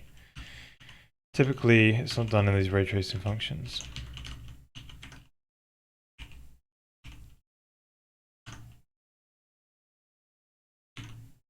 CA is axis, so direction. Oh, I forgot damn radius. Damn it. Right, so CB is position.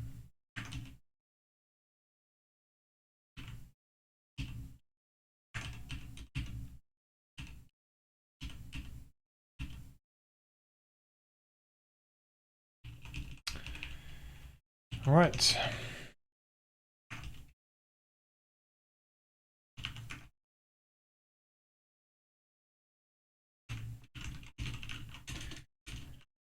Just convert this code here.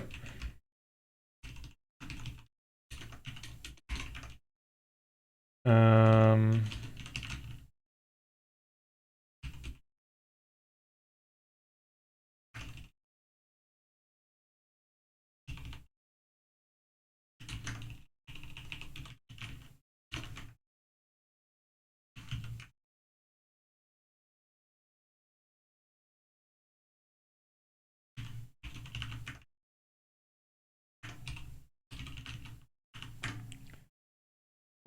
right, so I think that's it.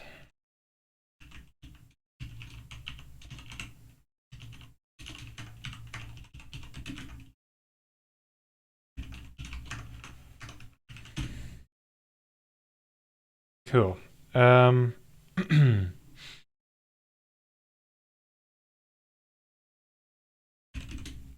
So let's go ahead and try and work out the normal. So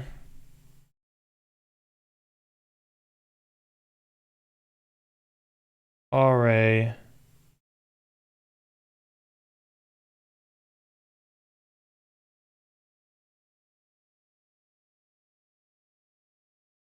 the R is and E is in one place.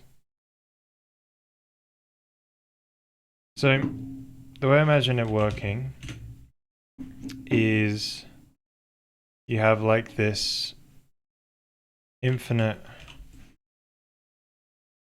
capsule. You've got your hit here. Maybe the base position is all the way over here or something. So you've also got your vector, your axis vector, like that in. So say if you took this vector, right, and then that vector, you can basically project it so it's there, right, and then just there's your normal, right? So I think it's quite basic to work it out.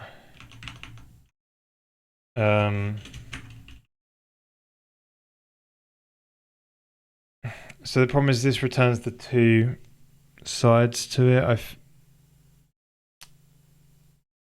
I think we only need the one, but I don't know which one to return. You want to return the one which is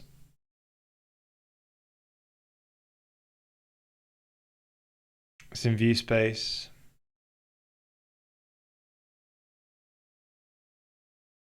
So you want to return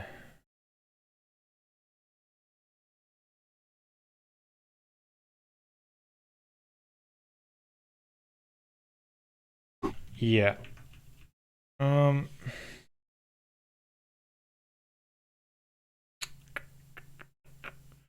Which one do we want to return the hit T one?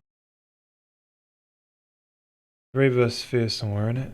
Which one did we use?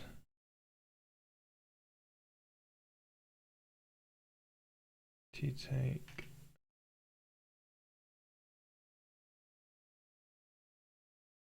I think we did the take.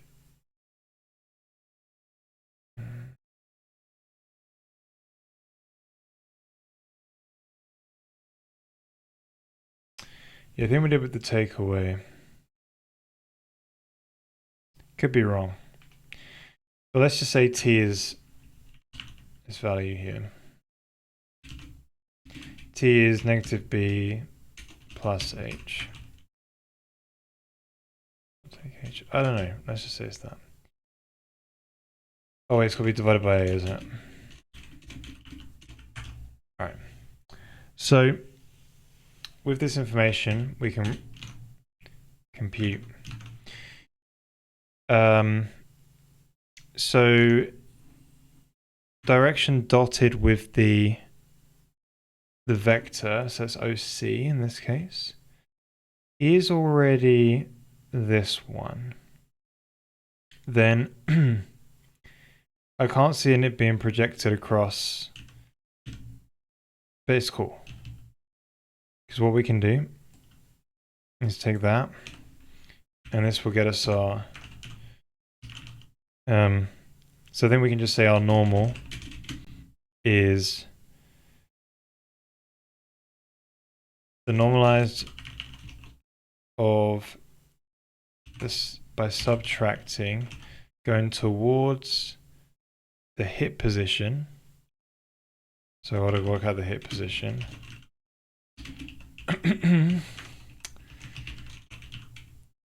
Take away essentially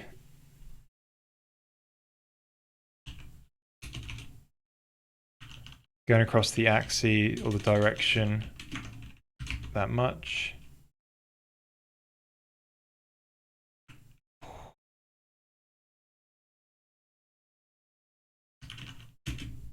We can call this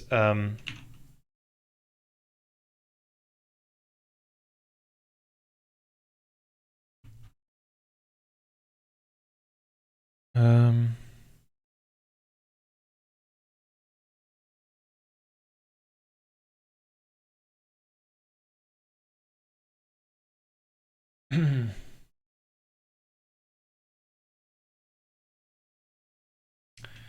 I don't know.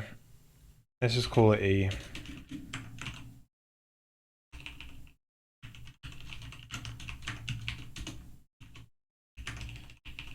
From the base position. Normalize, that'll be the normal. It's done. And we'll return it out via T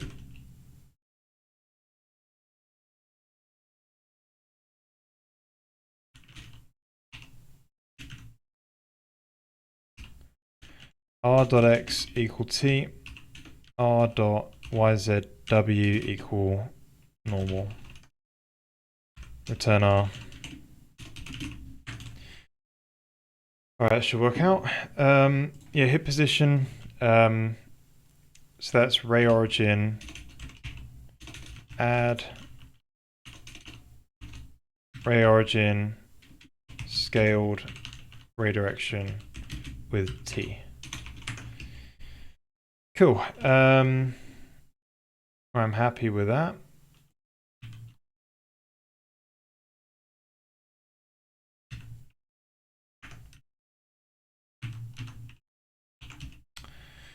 Right, so here we get hit back, we've got hit T, and I'm not too fussed about the coloring like the other one is.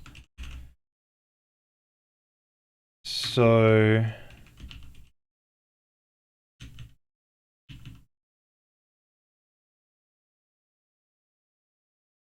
she's just passing color. Now is that?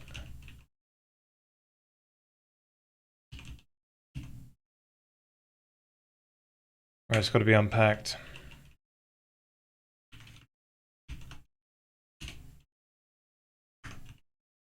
All right. Cool. So that should work. I forgot to pass in the radius though, you know, so we did miss that one. So we got to quickly make that change. So there's actually going to be a thing called like a radius. So I need an extra word passed up from the CPU or wherever it is. So let's quickly go ahead and sort out all that.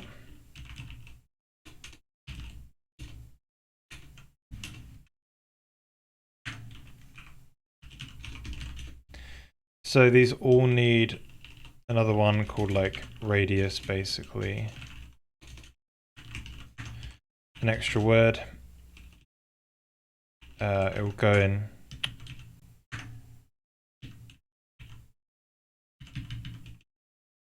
in place of color, or where color was. Now for the it also needs to be scaled as well, kind of. So I think I've done that in the past with the sphere. So we'll copy that. So when we're scaling it from world space to view space, we're just multiplying it as if it's a vector, and then we're taking the max element from that. I think that's okay.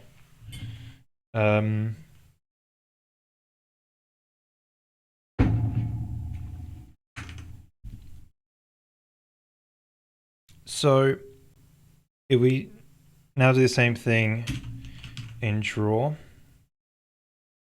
So this is the CPU side one where it puts into storage, the draw storage where it's just an array, and then that gets passed from the game thread to the graphics thread. Graphics thread adds more stuff onto it, and then that gets mem copied to the GPU, and then the GPU can add more stuff to its buffer. So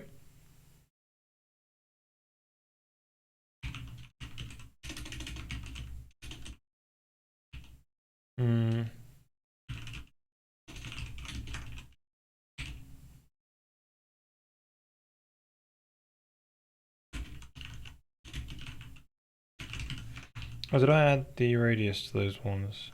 I didn't. Cool.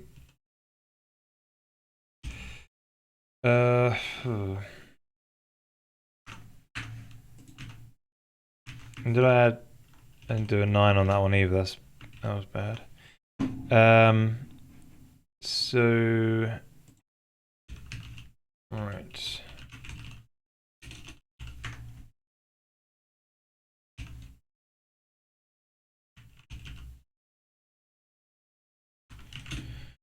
Cool. Oh yeah, we need to do the bits from and bits to conversion sort of stuff, don't we? That's proper error prone. That's not good. That's gonna mess up on my in the ray tracing shader as well. So it's just a reinterpret cast basically, right? Because it goes into an array of integer elements. So here we need to do the bits to something like that. Alright. So now we've got to sort out the headers effectively. So in graphics.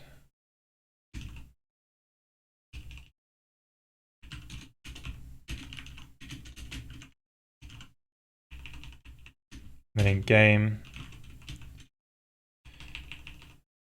And then actually in the implementations of such functions, we also need to do something like this.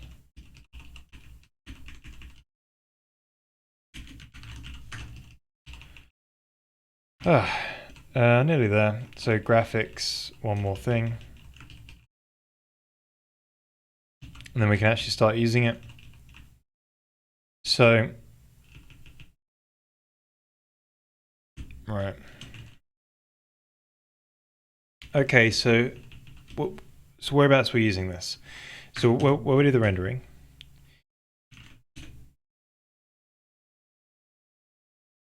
What's going on here? Didn't change the header file, I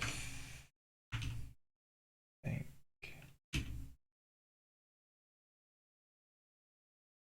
No, it should compile. Maybe not.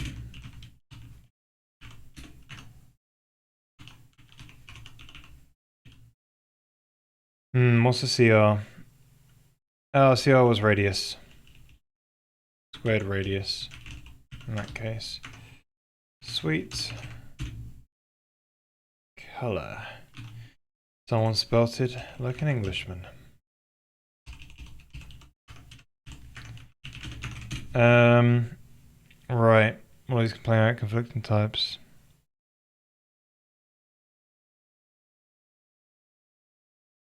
In the header file, apparently we didn't change it. What did I do wrong? Oh.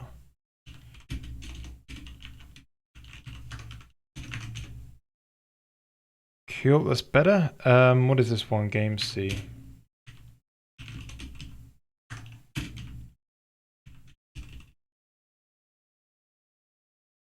Oh, what a shame. Cool. Right, so that still compiles by the looks of it. So what we want to do now is actually draw an infinite line, aka this infinite capsule, along the x-axis, right? So we can get a bit of nicer visual. You know, we should probably in the future make like a grid or something that we can render as we move it around, which might be nice. But yeah, that's for the future. So for now though, in graphics, when we do those gizmo things, effectively, if you have it pressed down, you want to draw if hover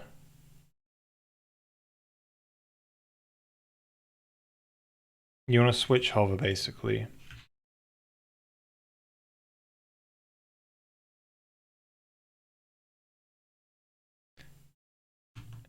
See, what does Blender do for these? Does it do it displays the two axes. Interesting. Yeah, we could do that, I guess. So what you'll do is... Hmm.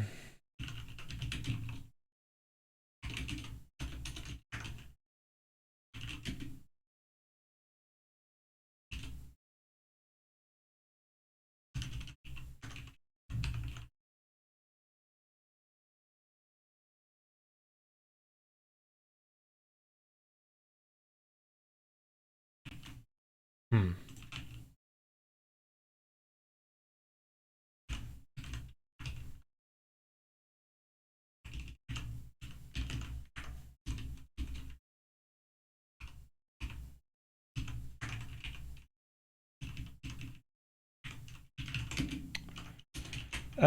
Cool. So all we're gonna do, missing the count now. Yeah. So we've got that thing called draw 3D capsule. Sorry, cylinder infinite. We want to do it in probably world space. The position that it's going to start at is definitely the gizmo position in world space, and the direction is whatever the So in this case, it'll be along the x, like so. We probably want some kind of like line radius. Maybe we say 1's a bit big, so maybe we say probably about 0.1. And then we put a nice color. So the color in this case would probably be the whatever the hovered color is for that one. So that'd be graphics gizmo. Wait.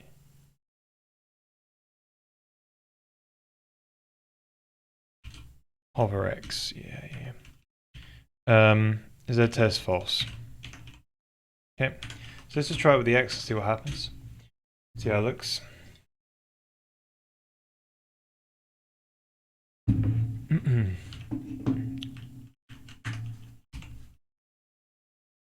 Right, clearly it's not rendering. Bit annoying.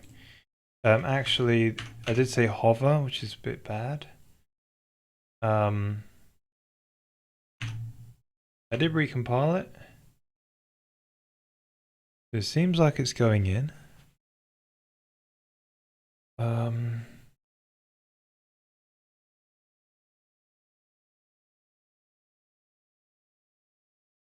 might be using the wrong...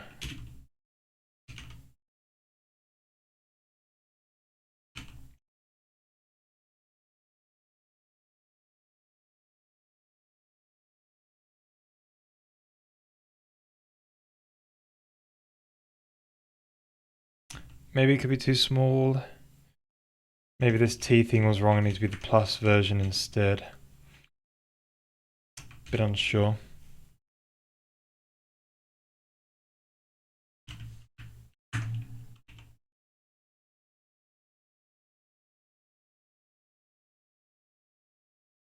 The one in world space is very big. We can debug print some stuff out. Wait a minute. So we print out let's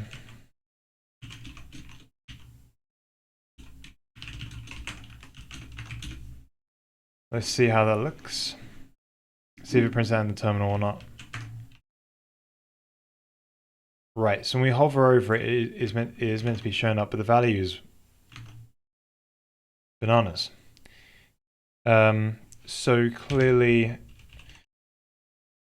the radius that we've passed in is bad. So in graphics, no, it's already in graphics, it's draw 3D, let's see.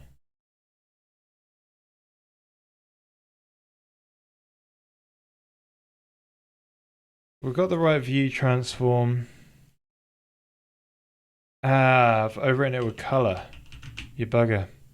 So I might have done that in the shader one as well.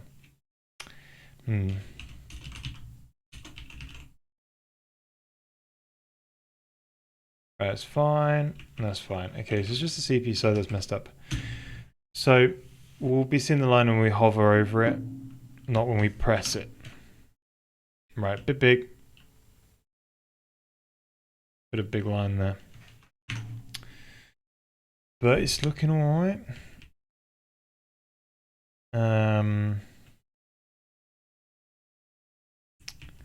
Right, what am I looking at? So basically 0.01 is probably better. And we only want to do this when you press it. So that's actually available in the payload, passed from the CPU side, because the CPU side does the gizmo pressing stuff. And that tells us which gizmo is pressed. So if we just basically repeat this now for the Y and Z, like we can test them all out.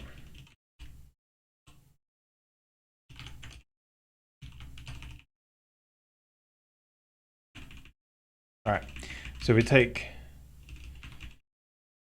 each ones that we need and repeat them in here as like so. So that'll be for the plain one. And I messed that one up. Wait, there's the Z one I messed up.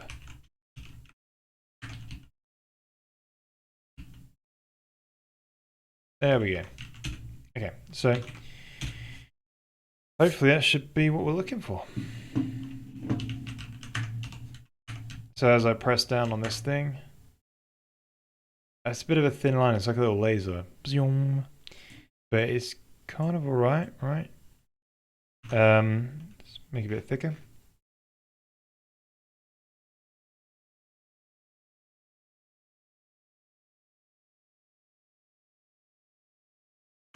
Make it 4 times as thick.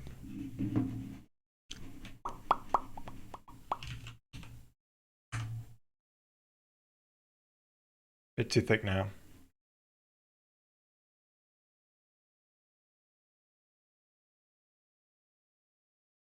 This is a bit thinner. Maybe twice as thick was just good enough.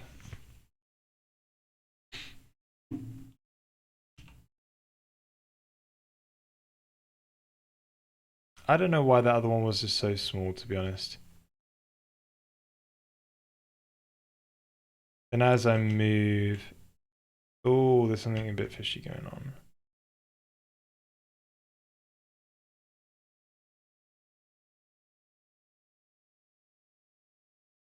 I think there's something a bit fishy going on with the ray trace. I don't know though. Hey, Kevlar, how's it going?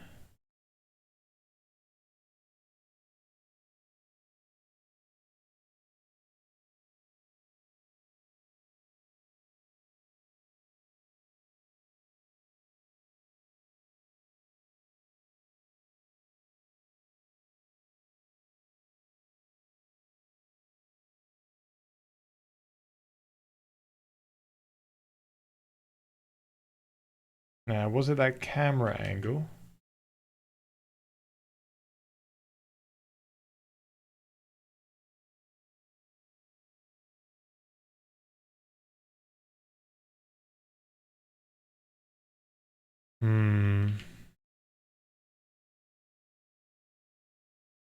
I don't know. But anyway, it definitely is better like this. At least. Oh wow. Yeah, as it becomes a gracing angle, it's really bad. What? Oh. It's my T-value. Yeah, it's definitely the T-value, that's the problem. I think.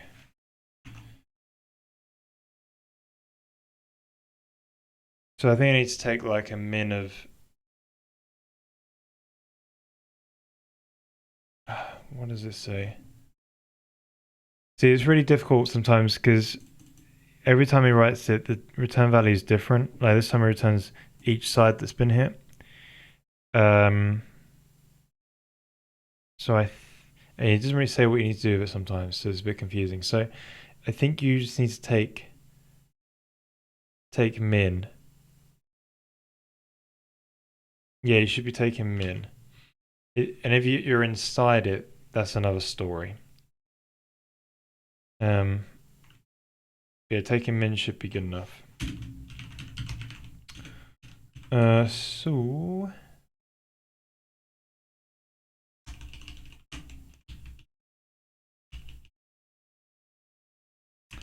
min element to div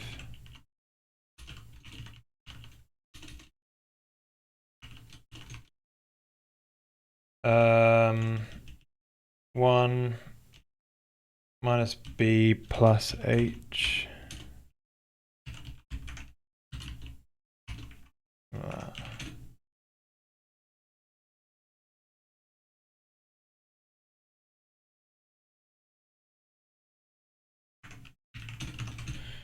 Watching you so long, and I just realized that you also use Helix as well. Nice, sweet. Glad to hear. Yeah. I switched to it because my NeoVim config just completely blew up, and I couldn't be bothered to stay on NeoVim. I really liked Vim for a good while, that's for sure. But yeah, just the config thing is just, you know, I have a son now. I can't be bothered to maintain a config. So yeah, this is pretty good. It's got a few things about it, but you know, right? I think that's all right. It's not messing up with the ray trace. Oh, it is kind of there. I don't know why it does that. Is that because it's further away? At that point, that's just because it's far away.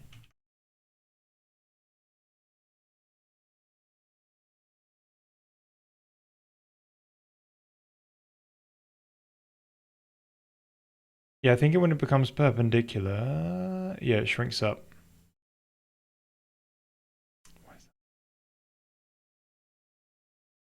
Yeah, I think it's something wrong in my code. What have I done?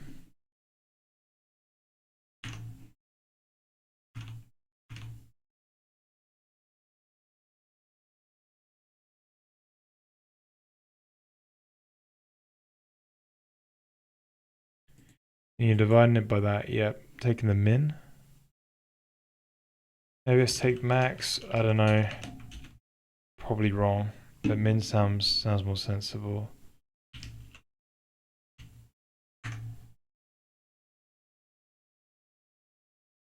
Yeah, they ain't fixed it either. No, I think it's... Well, no, because it's not the far away thing, it's when you go over it.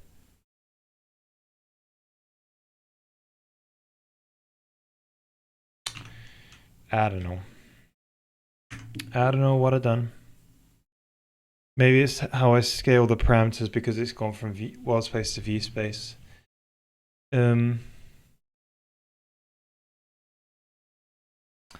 it something that I do with the radius? If we reprint out the radius again, maybe we'll see that the radius value might shrink, and that's probably what it is. Radius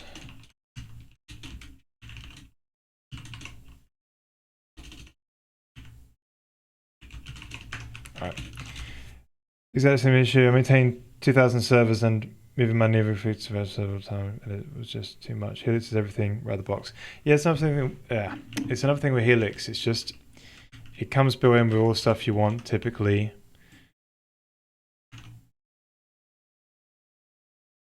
Right, that was per pixel. Bit dumb. How does one not do it per pixel? I do have the mouse coordinate thing.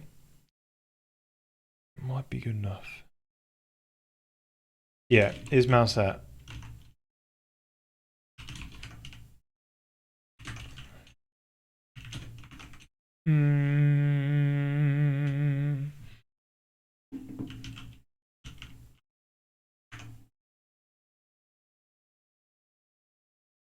Right, so as I move it closer,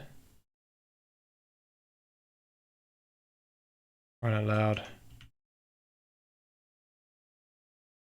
Negative radius? But yeah, just seeing it shrinks to like 0. Bit dumb, innit? So clearly the way I'm deciding to do that scaling thing is just dumb. So I think that's in...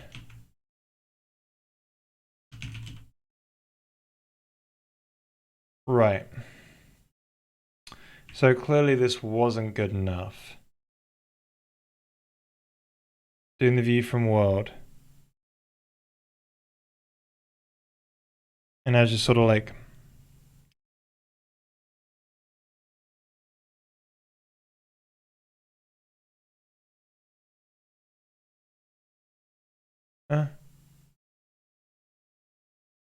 just rotating and scaling.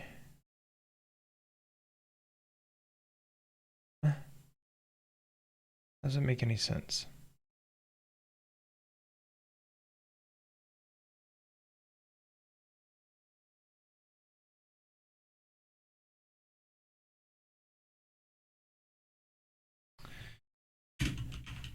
Seems like it makes sense. So what's going on here is fixed. Is it passed in as the right one? Pause, direction.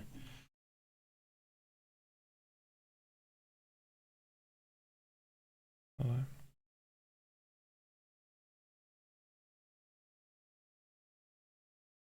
Yeah.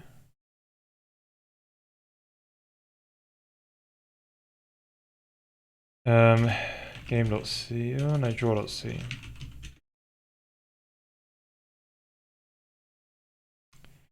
Yeah, so max element of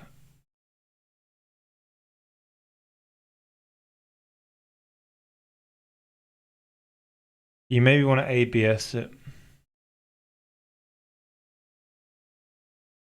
Yeah, ABS is probably what you're missing.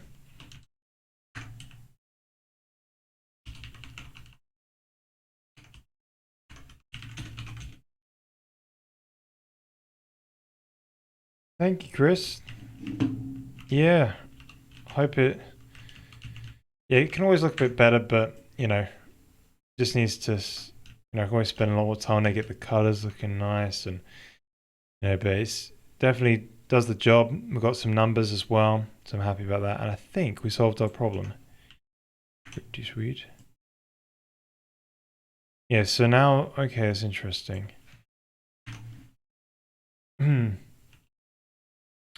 Right, I think we found our solution. So in the shader code, I want to quickly just undo. Oh, I did undo it. Good. So where we do that cylinder thing, yeah, we did the transform here.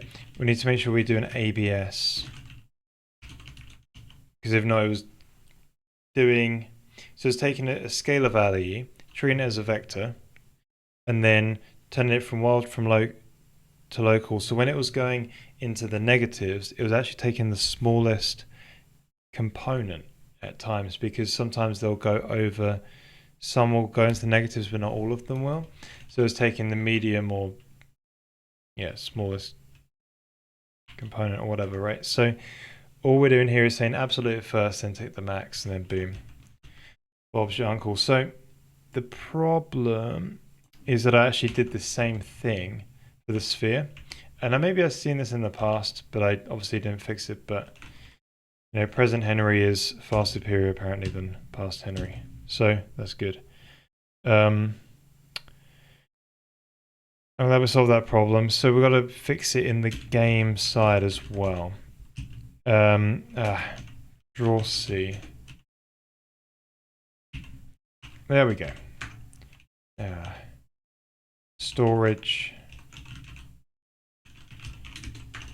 There we go. So I think the thickness was a bit too big for the gizmo. So in the rendering side of things, we'll drop it down to 0.1 as we had it before. But then it looked really skinny. So it must have been because of that bug. So we've got a gizmo here.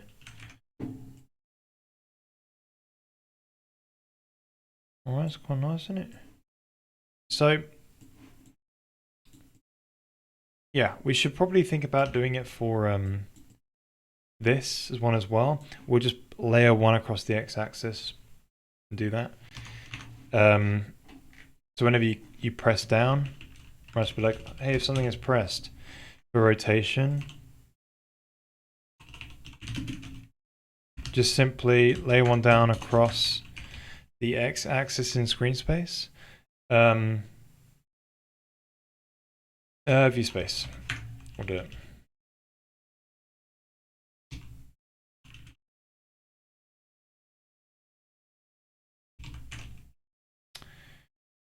Shoot. Oh, I need to get to my view space then.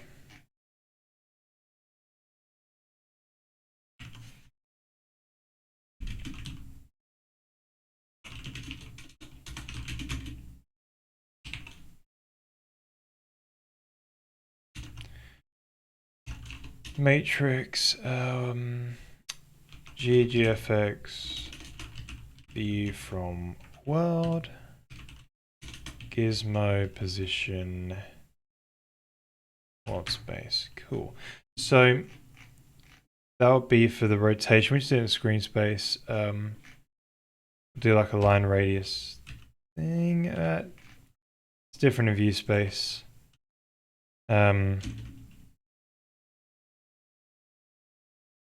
Maybe. You know, maybe we'll just chuck the pressed thing there so it shows up the same color. For the scale, we definitely want this sort of logic, but we don't need all of them. So it's the same as translation basically, but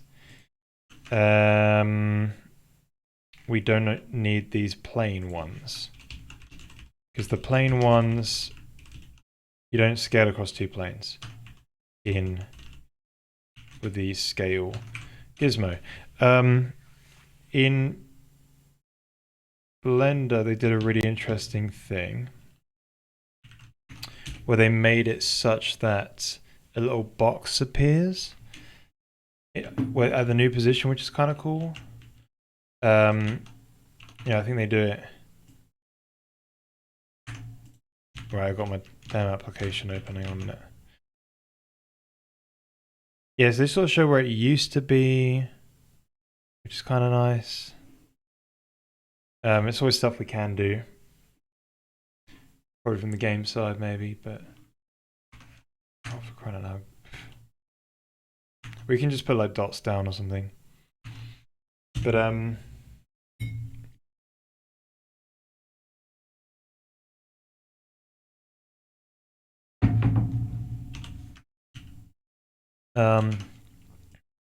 yeah, we already tried these out. So rotation, just across. We just layer it across here. Because that's is the easiest way to do it.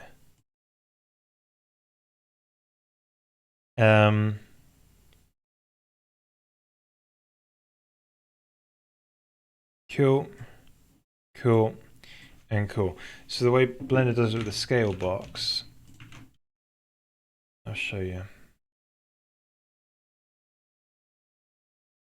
Is actually keep the box there and they're into the new box, and they get rid of the rest of them. I don't know. Yeah, maybe it's interesting. Yes, they get rid of the rest of them, effectively. So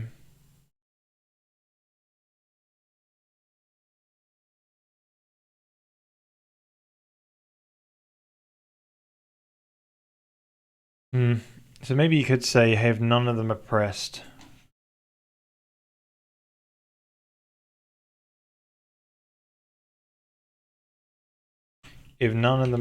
do that. Then if no, I'm not fussed about it. Let's keep it the way we got it. But I like the idea of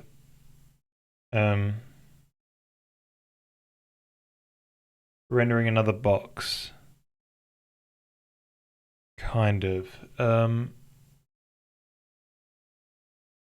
maybe I'm not that fussed because we'll see the object actually scale. Yeah, I'm not that fussed about it. Maybe we can remember the previous position or something. So in the editor code, we could actually draw. Delete that now. So in the editor code, when we're doing a bit of translation, we could debug draw the old position or something.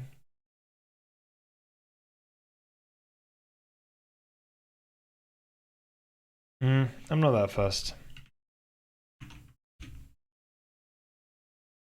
If you want the old position, you can just chuck it off the screen and it will go back there, you know. See, I think we've got it in a good place. You know, we've got these lines now. It animates nicely. We can rotate these by just dragging them across the x-axis along the screen. Numbers show up in degrees for the radians, and then for these just, you know, it's a bit.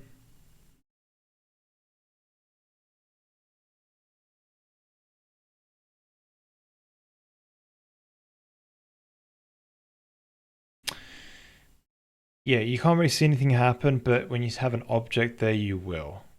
So I'm not overly fussed about that not responding. Yeah.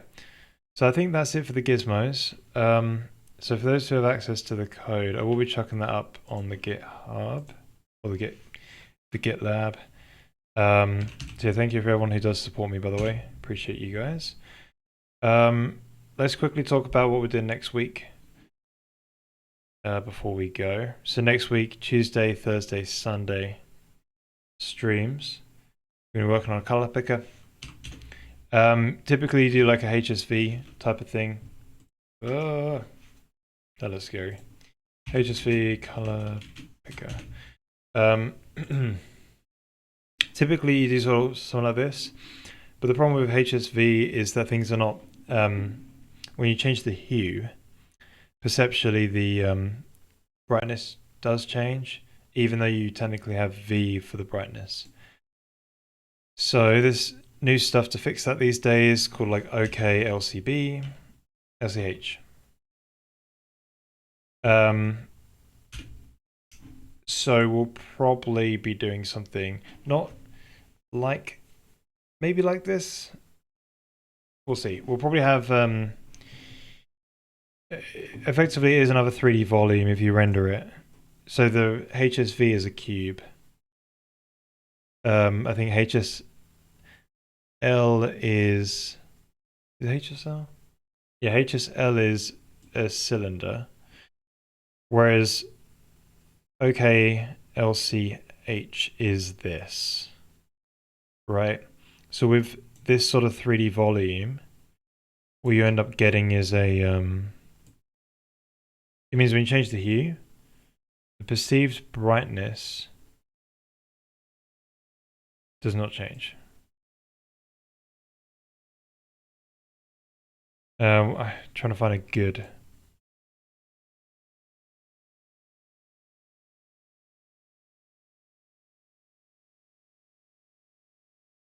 I don't know why this wasn't updating, basically.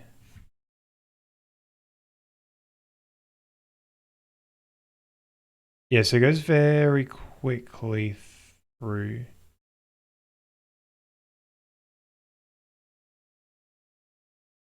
I'm a bit confused with what's going on. But anyway.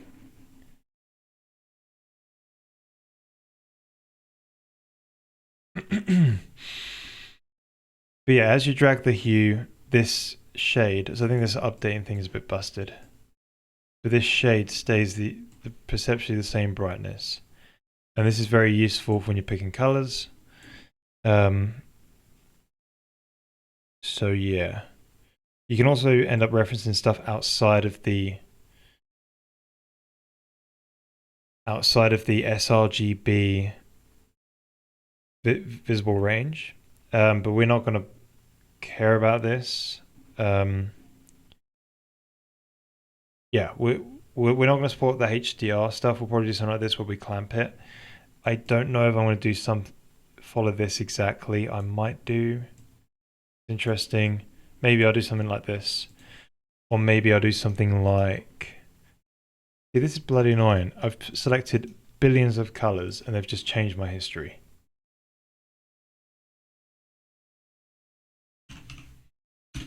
So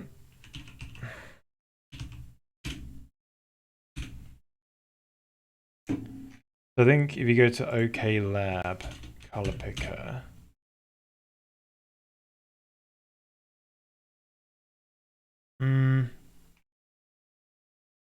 Yeah, this blog has one. Yeah, so maybe the other way of doing it is like this, where you treat it kind of like a HSV one, but you basically just have it clamp out the rest of the stuff, and obviously this. So this is the y-axis is the obviously the brightness. The going right is the saturation, and so effectively things can't be very saturated and dark. It doesn't make any sense, right, for this pink valley, right? And then yeah, as you change the hue, the shape of the thing changes because perceptually green is the brightest.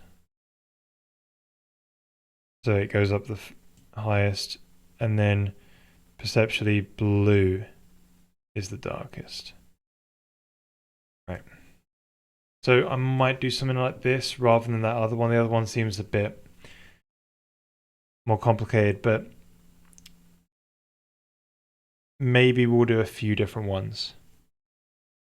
Because essentially, right, you're trying to render a 3D volume in 2 dimensions, so you have 3 different configurations. You've this has got the brightness and saturation along the XY plane, and then it's got a Z plane being the hue. But you can mix those around however you like. So we'll probably think about that and get started on that on Tuesday. And then the rest of the week we'll finish it all off. Yeah. Good to see you, Trevor Stead. I hope you have a good move tomorrow and Tuesday. Yeah. Hope the move goes well, my friend. Right, good to see you, Glorious Sir. Yeah, what do you think? I'm just gonna probably exercise a bit, eat some food, watch some stuff. But yeah, I hope you all have a good start to your work week as well. Can I even find someone?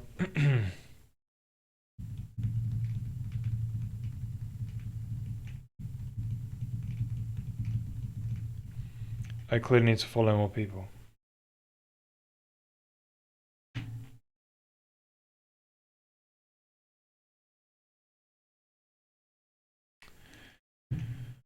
Right. Guess I'll bail instead. Okay, have a good start to your work week, guys. I'll see you all hopefully on Tuesday. And yeah, if not, sometime after that.